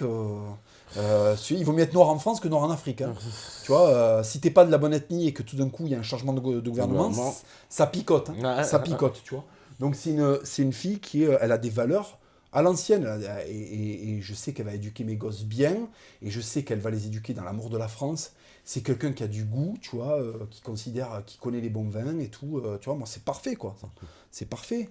Quand je rentrais du déménagement, elle m'avait préparé à bouffer. Quand moi je rentre plus tôt, je lui fais à bouffer. Mais moi, quand je rentrais, tu vois, je faisais un boulot très dur, j'étais déménageur. Je rentrais, il y avait un plat comme ça de poulet frit, avec 1 litre de bière. Attends, mais il y a un moment, comment tu veux résister à ça? Tu vois ce que je veux dire? Ils sont gentils avec la négrification de la France, mais putain, quand t'as faim et que t'es face à un plat de brochettes de porc, tu vois, parce qu'elle l'a fait avec amour, tu vois, avec le manioc, là, tu sens que à la fin du repas, t'auras gonflé ton taux de testostérone au maximum, tu vois. T'es là, tu fais putain, ça change de la gonzesse qui te dit non, au patriarcat, je n'ai pas à te faire un plat de pâtes. Un plat de pâtes. Et ce qui je t'ai préparé des légumes bio. Ouais, tu vois. Et ce qui fait que moi, après, du coup, comme elle me traite en homme, eh ben, tu vois, je lui fais des cadeaux. Quand il s'agit quand c'est elle qui a du boulot, ben, je lui fais à manger. Parce que ça me fait plaisir de le faire. Et finalement, je crois qu'une femme est plus épanouie avec un homme qu'elle honore, parce que l'homme va finir par l'honorer, qu'avec un homme qu'elle est tout le temps en train qu'on s'appelle d'enfermer, et qui va aller la tromper, tu vois. Donc, je sais pas, si j'avais grandi dans un endroit où il y avait plein de blanches qui étaient toutes à l'ancienne et qui m'avaient fait des plats de poulet énormes, peut-être que je serais tombé amoureux d'une blanche, y a pas de problème, tu vois. Mais il se trouve que moi, la première femme qui m'a impressionné par son taux de à l'ancienneté, C'est une africaine. Voilà. Et j'ai aucun mal à le revendiquer. Et ça n'a absolument... c'est absolument pas une contradiction dans le fait que je pense qu'il va falloir en rémigrer 70%. Sauf que ma femme est patriote, elle n'a pas de casier judiciaire, elle bosse, elle est catholique. Eh ben, écoute, moi je pense qu'elle a sa place en France. Et elle aime ce pays surtout, c'est important. Elle aime ce pays. Voilà. Donc, je pense qu'elle a sa place en France. Il y a beaucoup de filles que je connais qui ne peuvent pas en dire autant. Tu vois, et qui détestent leur propre pays. Alors voilà, je sais pas. Après, tu vois, je sais qu'il y a des gens pour qui c'est rédhibitoire et qui m'en voudront toujours d'avoir de m'être mis en concubinage avec une femme comme ça. Ben, je regrette, mais elle a des valeurs qui, moi, m'ont séduit. Oui, non, mais c'est parce que c'est le nouveau truc, ça. C'est maintenant, toi, t'es blanc, tu dois épouser une blanche. On se revient dans Mississippi Burning, 1923. Après, moi, si tu veux, j'encourage les blancs qui trouvent à faire des enfants, à les élever dans le patriotisme. Malheureusement, il y a beaucoup d'enfants blancs qui naissent dans des familles de gauchistes qui vont leur dire excuse-toi pour la colonisation et tout, tu vois. Moi, mes gosses, je vais leur expliquer, je vais leur dire voilà la réalité de ton histoire africaine, voilà la réalité de ton histoire européenne, et voilà le pays dans lequel tu vas être. Parce qu'en plus, lui, il va être hispano-congolais, il aura zéro France en français, mais justement, tout ça est tellement complexe qu'à un moment, il va se dire non mais attendez, oui, vous êtes bien gentils les uns les autres, mon pays, c'est la France. Voilà, c'est ça. Et je vais tout faire pour que... Je vais l'amener en Espagne, il va voir la tombe de ses ancêtres, je vais l'amener au Congo, il va voir la terre de ses ancêtres, mais à un moment, je lui dis attends. À un moment, si j'ai rencontré ta mère, c'est parce que la France a permis cette rencontre-là. Donc maintenant, l'œuvre de nos vies doit être de rendre ce pays ce qu'il nous a donné. Tu vois, moi, mes grands-parents, qui étaient des immigrés espagnols, avaient un amour de la France qui est difficilement descriptible. C'était la lumière dans la nuit. Moi, j'ai été élevé avec des discours sur la France. C'était pas des gens qui reniaient l'Espagne, parce que c'était leur pays, tu vois, et que fatalement, tu es attaché à ces choses-là, mais ils avaient un amour de la France qui était incommensurable, tu vois. Donc ça me fait mal au cœur des fois quand les mecs me disent t'es un métèque espagnol, je leur dis ouais, c'est vrai, mais vraiment, mon âme est profondément attachée à la France. Mais non, en plus, sincèrement, c'est presque un peu ridicule aujourd'hui, parce que même chez les Blancs, il y a plein d'Espagnols, de Portugais. Ben, j'ai l'impression que c'est pas partout pareil, parce que, tu vois... Quand j'ai parlé à la Génération Identitaire Toulouse, il y avait des mecs qui étaient blonds, qui étaient très certainement franco-français depuis de longue date. Et il y avait des gars qui étaient moitié italiens, il y avait des gars qui étaient moitié espagnols. Ça ne les empêche pas d'être parmi les Français les plus... ils ont fait une manif contre le retour des djihadistes à Toulouse. Sur la place du Capitole, c'est risqué, tu vois. Ils ont fait stop retour djihadisme Toulouse. Il faut des couilles pour faire ça. Et pourtant, ces gens-là sont jamais en train de te dire les négros, tout ça et tout. Tu vois ce que je veux dire ? Donc, c'est bizarre que ceux qui soient les moins violents soient les plus actifs sur le terrain. Tu vois ce que je veux dire ? Donc, à un moment, je pense que le réel te ramène aussi à une forme d'humilité. Ah, mais je suis assez d'accord. Parce que toi, ce que tu critiques, c'est ces gens qui vont beaucoup s'exprimer sur Internet, mais finalement, on sait très bien que le discours qu'ils peuvent tenir sur Internet et la réalité, par contre, là, ça se télescope. C'est parce que tu peux pas arriver n'importe regarde, où. Est-ce que je marche dans la rue avec un masque ? Est-ce que je marche dans la rue ou est-ce que je me cache derrière un pseudo ? Non. Mon visage apparaît et quand les gens voient mon visage, ils voient les mots qui en sortent et les mots qui en sortent sont critiques sur l'islam, sont critiques sur le voilà. Mais mon comportement est suffisamment noble en général pour déjà intimer le respect et surtout ne pas me faire prendre à défaut sur des... Les gens ont envie de te fracasser quand t'es une merde. Il faut dire la vérité. Quand t'es une merde, les gens ont envie de te fracasser. Et quand t'es pas une merde, ils ont plus de mal à te fracasser. Tu vois ce que je veux dire ? Donc même si t'as des horreurs, c'est ce que disait Kémy Seba. Il disait, quand tu l'as reçu ici, il t'a dit, moi, c'est bizarre, mais... quand je rencontre des suprémacistes blancs, comme je suis à fond dans mon truc et que j'incarne le truc, eh ben les mecs me respectent, même si on n'est pas du tout d'accord. Et tu vois, ça, c'est un truc, je crois qu'il a raison là-dedans. Quand t'es droit dans tes bottes, sans exagération, tu vois, sans dire... il ne semble pas que Kémy Seba a dit qu'il faut exterminer tous les blancs en Europe, faites des meurtres de blancs. Non, il n'a pas dit ça. Voilà. Donc, si tu veux, il garde la mesure des choses. Surtout que lui, dans son panafricanisme, je lui reconnais qu'il essaye de porter et de regarder aussi vers les dirigeants noirs, en ne les exonérant pas, en disant, bon, vous êtes bien c'est vrai gentils. qu'il souvent, il les critique, et d'ailleurs, Voilà. il le paye, c'est vrai. Et il le paye, ce côté-là. Bah, d'ailleurs, ils l'ont viré du Sénégal, Ouais, comme quoi, eux aussi agissent, tu vois, voilà, le mec, il les dérange, il les fait chier, il le dégage. Hein. Ils sont très, très hardcore, hein, de ce point de vue-là. Mais tu as tout à fait raison. Je vais prendre quelques questions je t'en prie. du public. Alors, les questions, comme je vous l'avais dit, c'est questions pour le direct dans le salon. Je regarde un peu ce qu'il y a, mais visiblement... Ils posent beaucoup de questions entre eux. Ouais, au final, au final, ça sert à rien en fait. Ah, mais pas de problème. Papacito aussi, allez, regarde. Papacito, selon toi, quelle est la place de la violence physique dans le combat pour mettre en avant les valeurs patriotes? Doit-on en arriver à se faire justice soi-même? Ou bien faut-il encore faire confiance aux forces de police ou à l'État en général? Ça dépend des cas. Tu vas avoir des gens compréhensifs qui ont envie d'intervenir, qui sont impliqués, sur lesquels tu pourras compter dans certains cas où c'est délicat, et il y a dans d'autres cas où tu es complètement à l'abandon.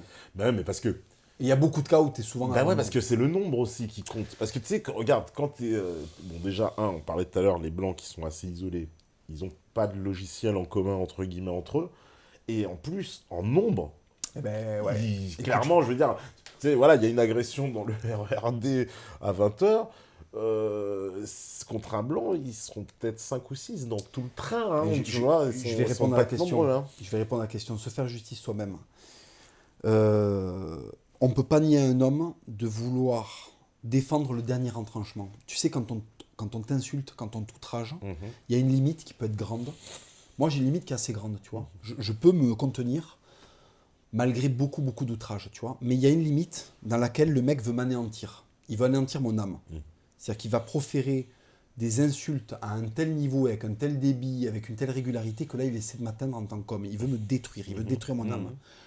Là, moi, je considère qu'il n'y a aucune loi au monde qui peut m'empêcher de me faire justice. Si j'estime que cet homme est malveillant à mon égard à un point qui devient une agression pure et dure, il faut que je réponde, tu vois.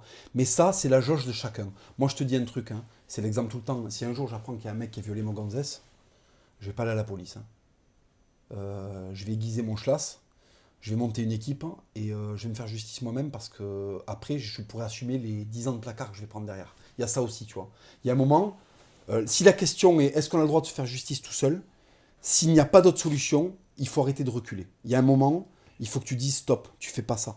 Tu fais pas ça. Il y a un mec qui met une main au cul à ta gonzesse devant toi, tu lui pètes une droite dans la mâchoire. C'est le minimum syndical. Et s'ils sont 15, eh ben, tu fais comme un gros Corse, tu fais comme un gros Sicilien, tu prends ton mal en patience et le retour de manivelle est 1000 fois plus violent. Tu vois, il y a ça aussi. La société méditerranéenne est intéressante parce que des fois, le mec se dit « Putain, je l'ai humilié en public ». Et 2 semaines plus tard, il a une cravate mexicaine, tu vois, on lui a ouvert la gorge et la langue pend par la gorge, tu vois. Ça, c'est des trucs un peu violents, tu vois.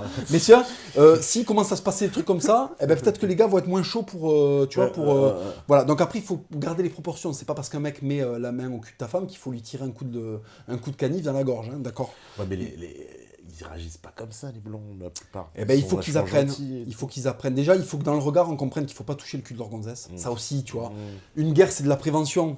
Une guerre, c'est de la prévention. Là, on est en état de guerre. C'est de la prévention, c'est de l'intimidation.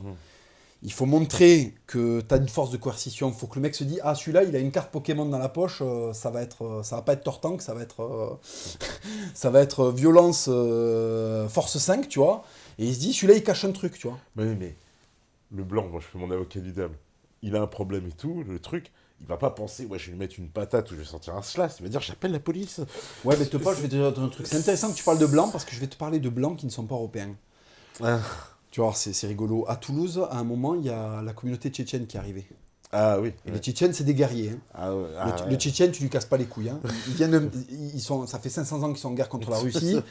Tout le monde leur a fait la guerre. Tu regardes leur hymne, c'est dans le fracas des montagnes, aucun peuple ne nous mettra à genoux. Tu vois. Ils ont un hymne qui est magnifique, les Tchétchènes, un hymne de fierté. Ce sont des blancs, hein, purs. Hein. C'est des caucasoïdes. Ouais, ils sont dans le Caucase.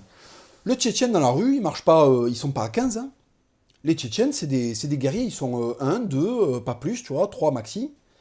Les mecs, quand ils les voient, rien qu'à la dégaine, la manière de marcher, la manière de tenir sa tête et puis la façon de contracter le cou, ils comprennent que c'est pas la peine. Et c'est pas des gabarits forcément, tu vois ce que je veux dire. Donc c'est pas la couleur de peau, c'est les signaux que t'envoies. T'as certains Maghrébins, quand ils voient un Serbe ou un truc, ils savent qu'il faut pas y aller. Bah, alors, et pourtant c'est un blanc. Quand je dis blanc, non mais c'est vrai, quand je dis blanc, alors je dirais les blancs d'Europe de l'Ouest. Ah, donc là, t'es en train de me parler pas du Serbe ou du Caucase, là, du fin fond, là, bon... Appelons un chat, t'es en train de me parler de Jean Eudes. C'est ça. Quand Jean Eudes se fait emmerder, eh ben, il faut que Jean Eudes il apprenne à adopter des comportements de mec qu'il ne faut pas emmerder. Déjà, primo. Ensuite, quand on l'emmerde, eh ben, si jamais il est dans une zone où il est susceptible d'être emmerdé, c'est bien d'avoir des potes. Parce que déjà, même, c'est la réalité, on parlait tout à l'heure, voilà, le Méditerranéen, déjà, il se fait moins emmerder. Déjà, il est parce que moins, ça fait 1000 ans qu'on moins se fait la guerre. enclin à se faire, marcher sur les pieds. Alors que ce comportement typique, tu vois, du mec justement très civilisé, attention, parce que j'appelle la police, ça c'est l'Europe du Nord, l'Europe Alors, ça dépend parce que par l'Europe exemple, civilisée, quoi. je suis d'accord avec toi, mais dans les villes, parce que tu prends le blanc de souche, le français, le Ah oui, Gaulois c'est vrai. Celui de la campagne, il est déjà Attends. il est plus coriace. Il est déjà, mais normal, parce qu'à l'esprit de la campagne, il y a Le encore un rapport esprit à la communautaire. Ah oui, mais il y les a. racines te pas. Eh oui. En ville, les gens sont des déracinés. L'école Oui. de Chicago en sociologie avait démontré que les Polonais qui venaient s'installer à Chicago adoptaient des comportements qu'ils n'auraient jamais eu en Pologne parce qu'ils étaient noyés dans la masse et qu'au bout d'un moment, tu n'as plus le rapport de tiens, un tel va me juger, tu vois ce que je veux dire? Ouais. Voilà. Là, comment ça s'appelle en France, moi, il y a des patelins. Tu vois, moi, je roule en BM, tu vois. Donc, je débarquais dans des patelins pour aller faire la sécu au Feria. Des fois, je m'arrêtais pour regarder le portable pour voir si j'étais sur la bonne route. T'avais des paysans sur le côté, tu vois, qui me voyaient m'arrêter avec ma Mercedes et ma dégaine de mec de la ville. Et je prenais des... Qu'est-ce qu'il y a, le mec, là? Qu'est-ce qu'il a, le bougnoul? Et t'es là, tu sors, tu fais... Alors non, je suis pas un bougnoul, je suis un pépito. Mais d'accord, je m'en vais, tu vois. Non, mais si tu veux, il y a ça quand même. Tu vas pas emmerder Lolo Ponce, tu vois, donc je fais la... Ou Marc Mercier, tu vois, tu vas pas emmerder ces mecs à l'ancienne, comme tu vas emmerder Kev Adams. Non, mais c'est clair, c'est clair. Tu vois, Ouais, ou Lucas Rochette-Berlon. Ouais. Tu vois, je sais pas si tu vois qui c'est. Non. C'était un mec qui avait fait un truc là. Oui, les extrêmes sont en train de monter au pouvoir avec cette voix là, tu vois. Celui-là, quand un maghrébin le voit, c'est à peu près quand un tyrannosaure repère un steak à pointe, tu vois. Donc, il y a un moment, durcissez-vous. C'est pour ça que je leur parle de boxe, c'est pour ça que je leur parle de se reconnecter avec les racines. C'est pas une question de race. Moi, je connais des Français de souche qui sont des terreurs. Ouais, bien parce sûr. que les mecs sont dans leur campagne et tu viens pas les emmerder dans leur campagne parce qu'ils ont gardé le manche, tu vois. Et c'est les villes, c'est... Oui, non, mais en campagne, il y a un esprit en plus, tu sais, De village, de clocher. De clocher. Il y a cet attachement, les gens sont beaucoup plus enracinés, etc. Donc, ils se laissent moins, ils se font pas se marcher sur les pieds, tu vas pas les faire chier. Mais dans les villes, c'est là qu'on trouve quand même ces spécimens que tu as décrits tout à l'heure, quoi. Bon, il y a les cheveux bleus, les jeans troués, qui eux, bon, c'est... Eh ben oui, mais voilà, c'est eux que j'essaie de... Parce qu'ils n'ont pas besoin de moi. Hein, le Corse, dans sa campagne, il n'a pas besoin de Papacito pour faire la loi, je te le dis. Voilà, c'est ça. Et il y en a plein qui se débrouillent très bien sans moi. Moi, c'est pour ça que je viens voir... Mais c'est eux en plus qui ont des problèmes, ceux qui sont là dans les villes et qui, comme tu dis, qui rasent les murs et qui machin... Mais c'est ceux-là que j'essaie de convaincre d'arrêter d'être des proies ambulantes. Parce que moi, je connais le tyrannosaure. Et je sais quand il voit quelqu'un, comment il considère que le steak est à point, tu vois. Et je vois plein de steaks à point se balader, tu vois, qui sont bien fumants, là, tu vois. Ils sont sur leur plat, on croirait hippopotamus, tu sais. Ils sont salés, ils sont poivrés. T'as le couteau, la fourchette à côté. Putain, il y a plus qu'un truc à faire, c'est le bouffer. Donc, c'est pour ça que je leur parle de boxe. C'est pour ça que le Raptor leur parle de muscu. C'est pour ça que quand je leur dis l'esprit de clocher, soyez à un moment, quand vous voyez un mec se faire emmerder, intervenez. Pas faire la salope à venir mettre un coup de couteau par derrière. Non. Et tu sépares et tu vois vite qui emmerde l'autre. Parce que ça, c'est pas du tout... Tu vois, même tout à l'heure, je pensais, tiens, un exemple. C'était il y a quoi, il y a quelques mois. Tu sais, il y a un diplomate russe. Il s'est fait prendre sur l'autoroute A1, carjacking, on lui a volé sa mallette. Et je sais pas si tu sais, ils ont poursuivi les mecs jusque dans leur cité et tout. Mais bien. Mais c'est des Russes, tu vois. Je pense que le Français, il serait fait vendre la mallette, puis il aurait été au commissariat porter plainte. Tu vois, le Russe, non, le mec, il les a poursuivis jusqu'au cœur de leur cité. Vous allez me rendre ma mallette. Mais bien sûr, mais c'est comme je sais plus quel mec. Ça m'a fait rire cette histoire. Il y a un vieux Corse qui s'est fait cambrioler. Le lendemain, il allait se rencarder, tu sais pas si c'est un mec qui avait du réseau quand même. Et ils ont retrouvé les branleurs et les mecs ont pris une tannée, c'est fini, plus personne cambriole, plus personne en Corse parce que tu vois les gars, sur un moment c'est verrouillé, tu vois, chaque Corse est un relais orange, est un relais free, tu vois, du réseau, tu vois. Donc si tu fais un truc, fais attention que personne te voit, tu vois. Et d'ailleurs c'est pour ça que j'aime beaucoup, je respecte beaucoup les Corses. Chez eux il n'y a pas de McDo. Il n'y a pas de djihadistes. Ouais. Parce que... Ouais, mais cohésion. Cohésion, c'est vrai, mais ils ont un esprit communautaire que nous, qui n'existe pas. Et ouais, mais pourquoi les Basques, ils ont un esprit... Tu vois, parce qu'on me dit à chaque fois, la Corse, c'est une île. Ouais, le Pays Basque, c'est pas une île. Et le Pays Basque, tu vas pas leur raconter des histoires aux Basques. Tu vois, tu vas pas leur casser les couilles. Et c'est pareil dans d'autres endroits, faut pas croire. T'as un endroit en France où c'est solide aussi, tu vois. Et le truc, c'est que moi, je pense vraiment que ça a à voir... C'est un problème qui touche... le petit Français blanc de ville qui est déconnecté de la campagne, qui est déconnecté de ses racines en fait. C'est-à-dire qu'on en a fait un produit de la République. Il a honte de son passé. Il a honte d'être un homme. Il a honte d'avoir une érection. Il a honte d'avoir des chaussettes, alors il fait des ourlets. Il veut pas avoir des chaussures avec des talons parce que ça fait fasciste, donc il prend des petits bateaux en caoutchouc. Mais pauvre gaufre, va. Mon Dieu, mais réveille-toi, réveille-toi, tu es dans un monde, t'étais là, c'est le Vietnam, là, c'est Predator. Tu vois, moi j'ai regardé Predator un jour, tu vois, j'avais 14 piges, j'ai regardé Predator, j'ai dit ah ouais d'accord, donc la société c'est ça. Tu vois, on est entre Renoir et entre Blanc, et en fait, il va falloir monter une équipe avec des burnes parce que sinon on va tous se faire charcler, tu vois. Et au final, c'est le plus déter qui survit. Et d'ailleurs, j'aime bien ce film parce qu'il y a, tu sais, il y a pas de place. C'est le front. Il n'y a pas de côté racial. Moi, tu sais, je suis un antiracialiste. Il y a vraiment la coopération de la couille noire et de la couille blanche pour aller démonter l'extraterrestre qui veut nous casser les couilles, tu vois. Et j'aime bien ce côté. Peu importe d'où tu viens, à un moment, tu te.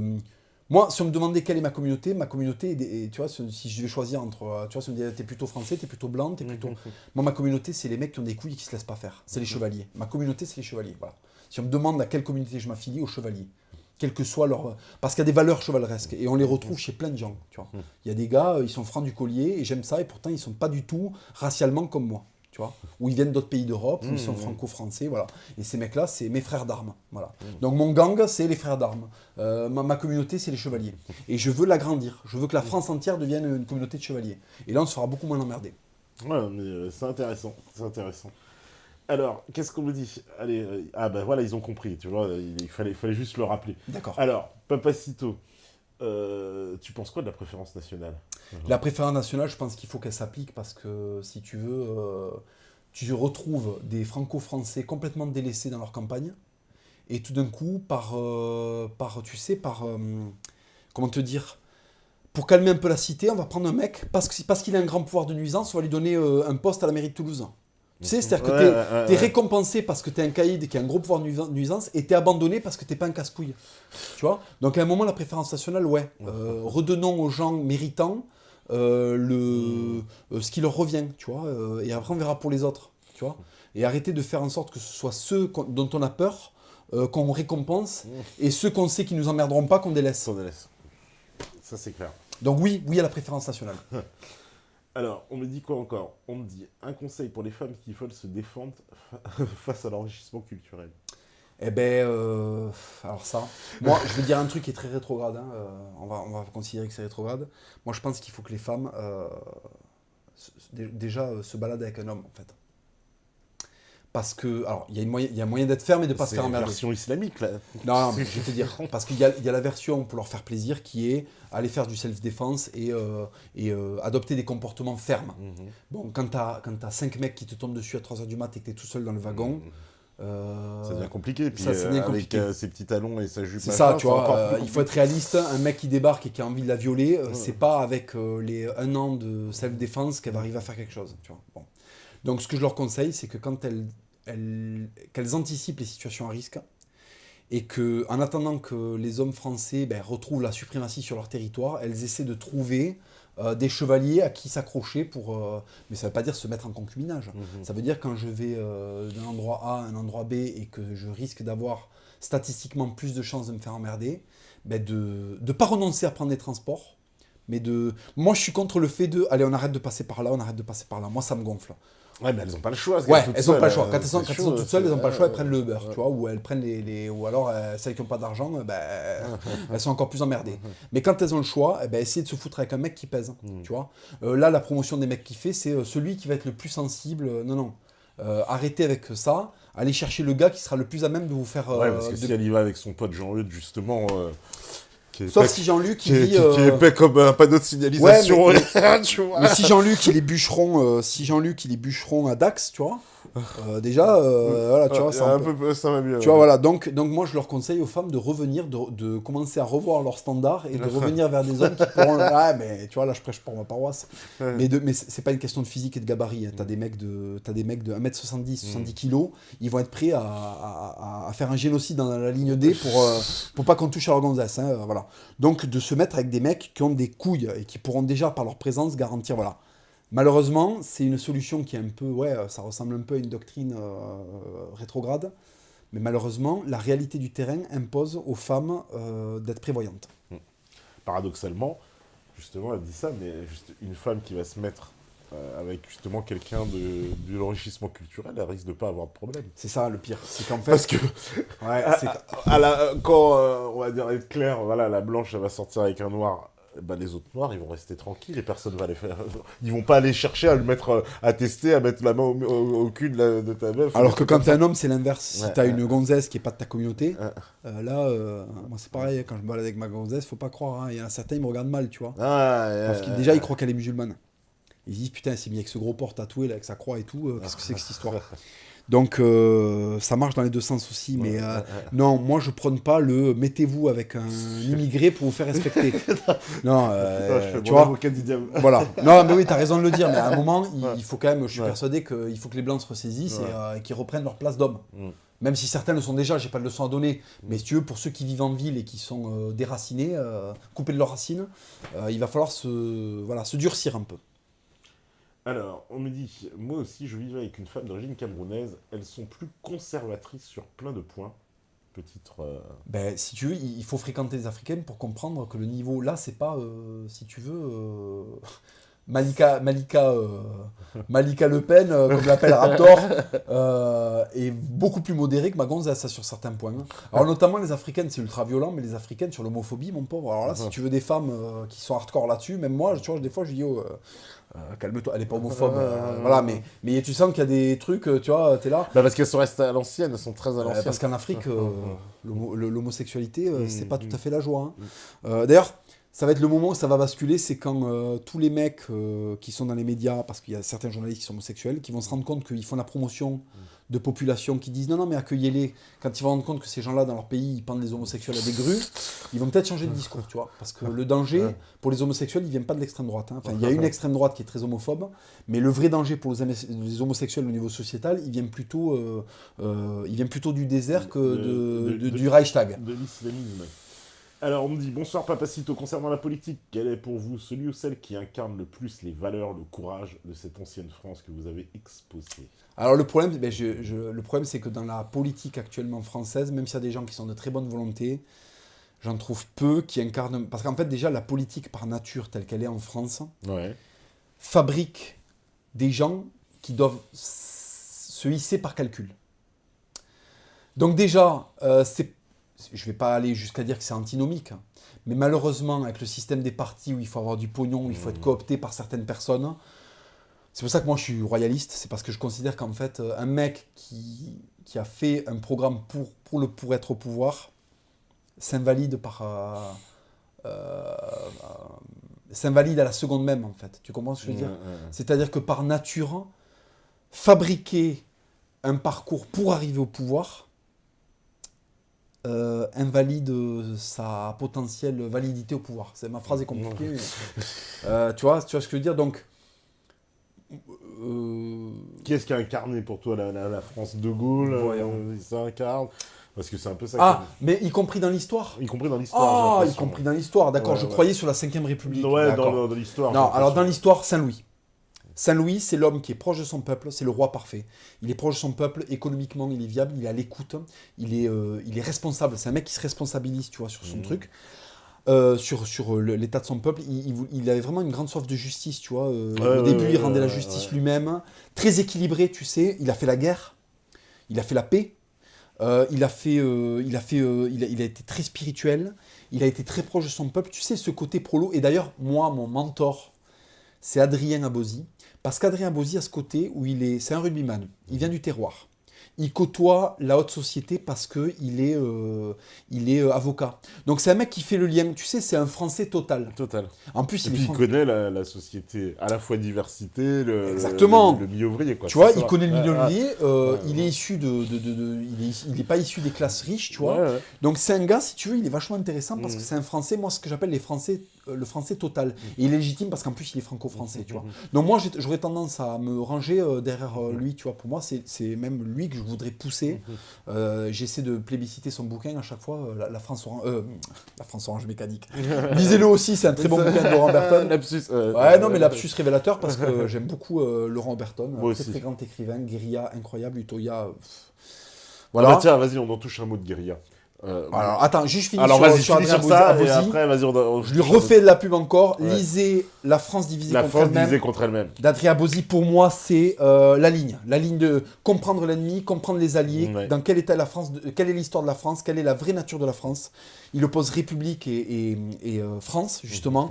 Lisez ce bouquin, je vous en conjure, c'est ce qui ouvre les yeux et dispersez-le. C'est un livre qu'il faut se prêter, qu'il faut acheter, qu'il faut vraiment faire lire un maximum de personnes. Voilà, ça c'est pour Adrien Abosi. Tu me posais la question par rapport... Guérilla, oui, parce que j'ai pas l'occasion souvent d'en parler. Bon, mais déjà, ouais. Laurent Oberton.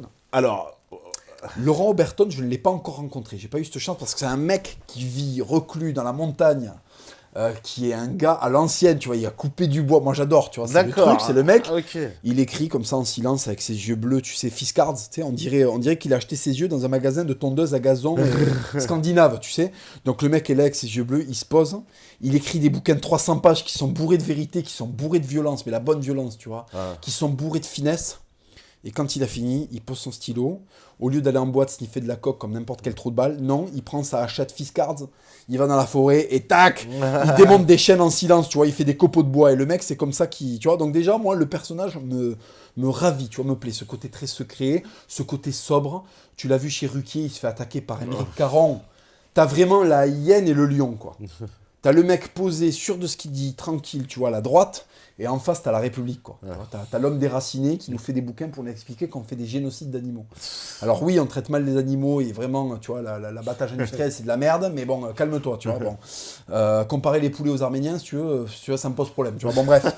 Et ce mec-là, moi, j'ai eu un choc littéraire quand j'ai lu Guérilla. J'ai eu un choc littéraire. Je me suis dit, alors...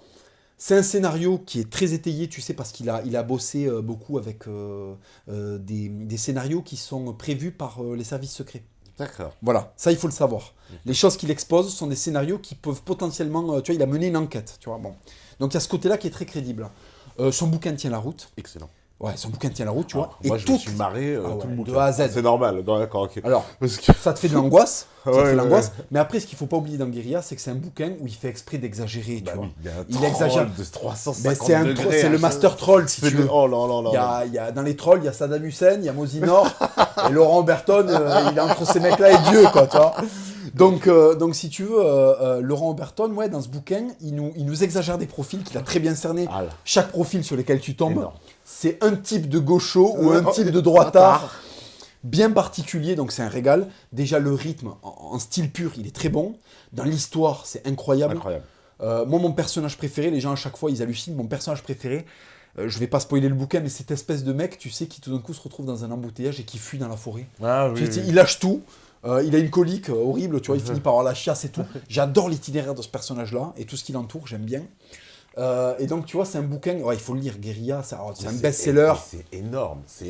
Moi, j'étais non seulement plié de rire parce que c'est à mourir de rire. C'est quand même à mourir de rire. Je me suis jamais autant bidonné en lisant le livre. Il y a des passages, parce que tu te fais les passages des scènes dans ta tête.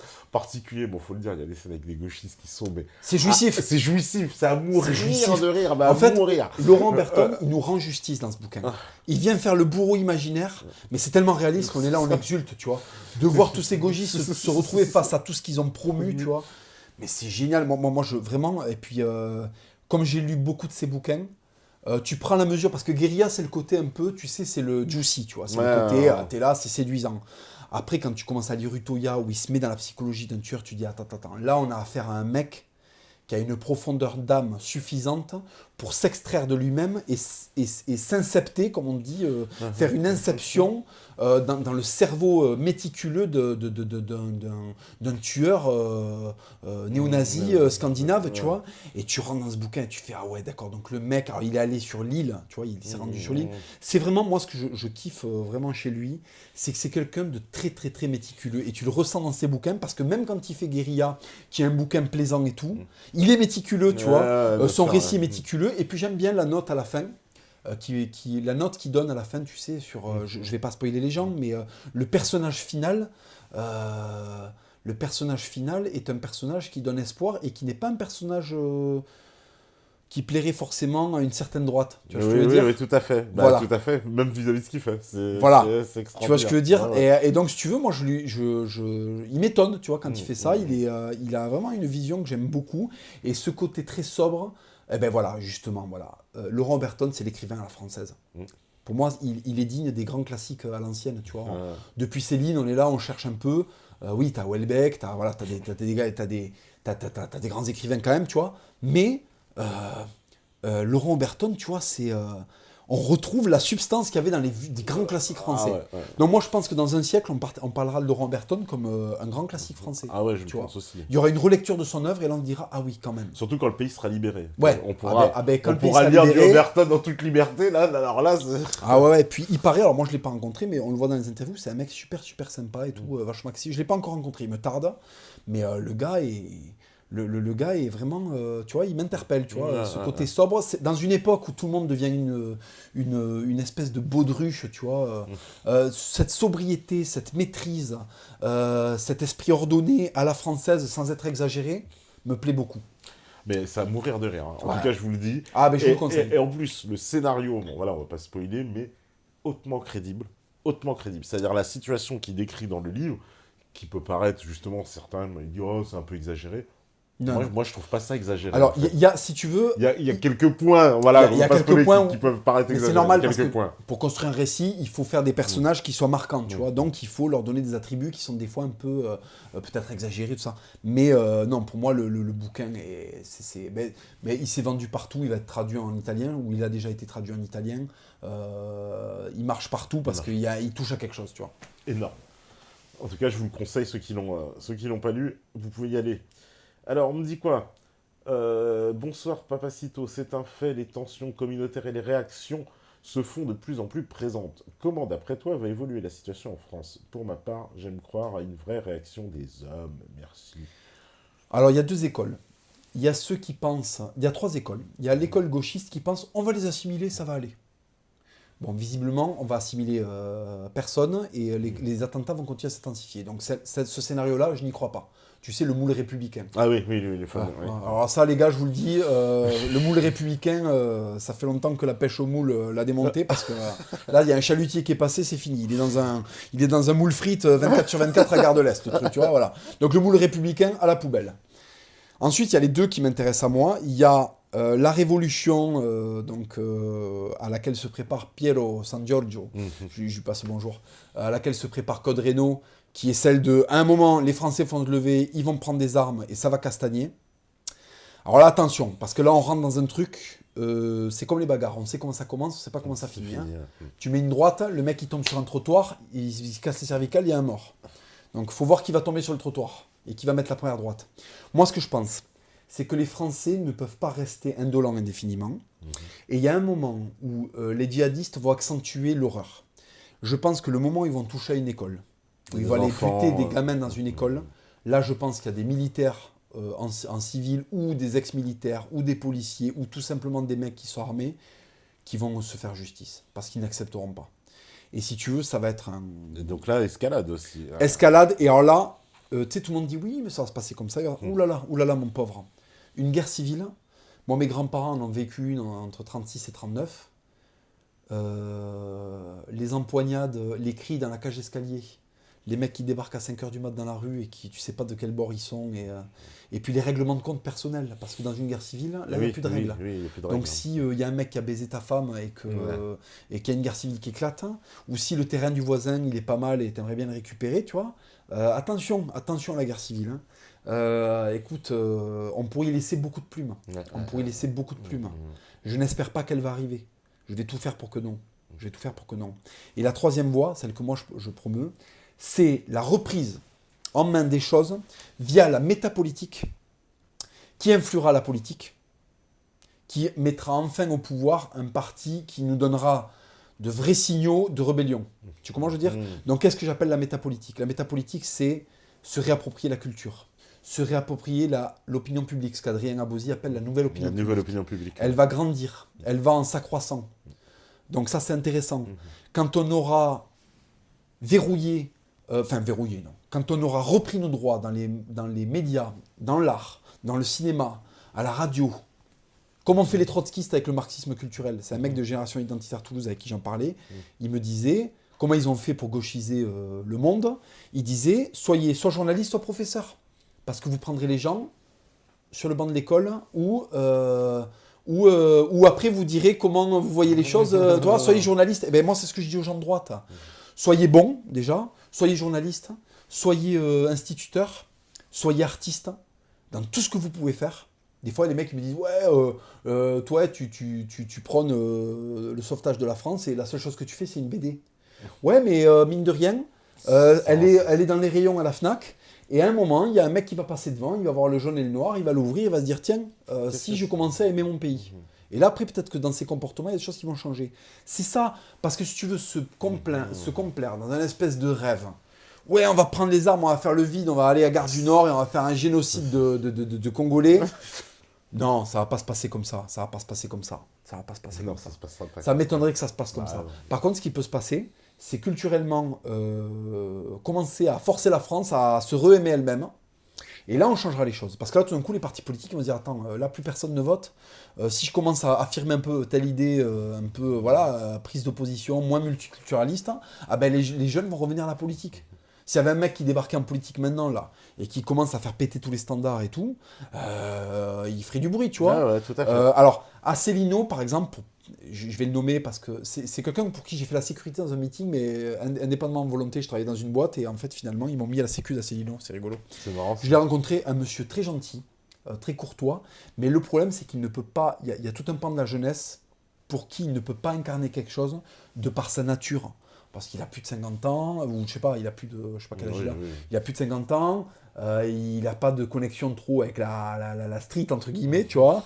Il y a des mecs qui sont un peu plus au fait de ces choses-là. Il y a toute une gérontocratie qui n'arrive plus à parler, tu vois. Alors Lesquin, si, de Lesquin, il arrive, tu vois. Il arrive à parler. Il arrive à parler. Alors, ouais, mais il arrive sur une dimension. En mode troll, un peu. En mode troll. Donc, il a beaucoup séduit avec Noël et le 18-25, tu vois. Donc, il a ce mérite-là. Mais après, du coup, il est peut-être moins crédible par rapport. Il faudrait un mec, tu vois, qui arrive à un moment à casser ce truc des gérontocraties et ne pas être un simple troll comme on est beaucoup dans la dissidence ou dans la fachosphère, peu importe comment on l'appelle, tu vois. Et à un moment, il faut trouver ce gars-là. Moi, je pense que, par exemple, Adrien, alors j'attends de voir comment il va évoluer. Je crois que lui, il n'a pas en plus de visée, voilà. Mais par exemple, Adrien ferait un très bon leader d'opinion. À mon avis, c'est derrière un mec comme ça que je me rangerais. Mais il y en a plein qui diront non, moi je préfère autre chose. Donc je sais pas, il n'y a pas de formule miracle, mais en tout cas, il y a forcément à un moment un homme qui va se présenter et qui va être peut-être en rapport avec son temps. Et là, on verra. Donc là, oui, pour l'instant, la politique, je n'y crois pas. Ouais, d'accord. Bon, bah, au moins, les choses sont claires. Voilà. Tiens, allez, encore une question.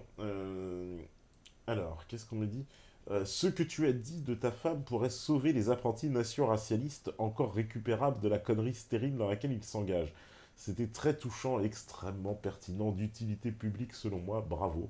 Bon, tu vois, Dis donc, merci, voilà, c'est gentil. ça vient de Comrade. Hein, Comrade, ouais, mais je lui passe le bonjour. Comrade, c'est un très très bon gars. D'ailleurs, j'invite les gens à aller voir ses vidéos.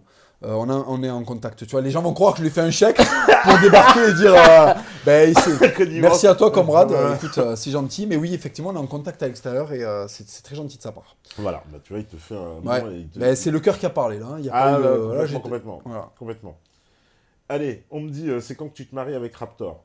C'est quand que je me marie avec Raptor. Alors, tu vois, en fait, au niveau conciliation entre un Kabyle et un Espagnol, je sais pas. Tu vois, en plus, on est même politiquement, on n'est pas mariés, tu vois, si c'est ça qui veut dire, parce que le Raptor a des idées différentes des miennes, tu vois.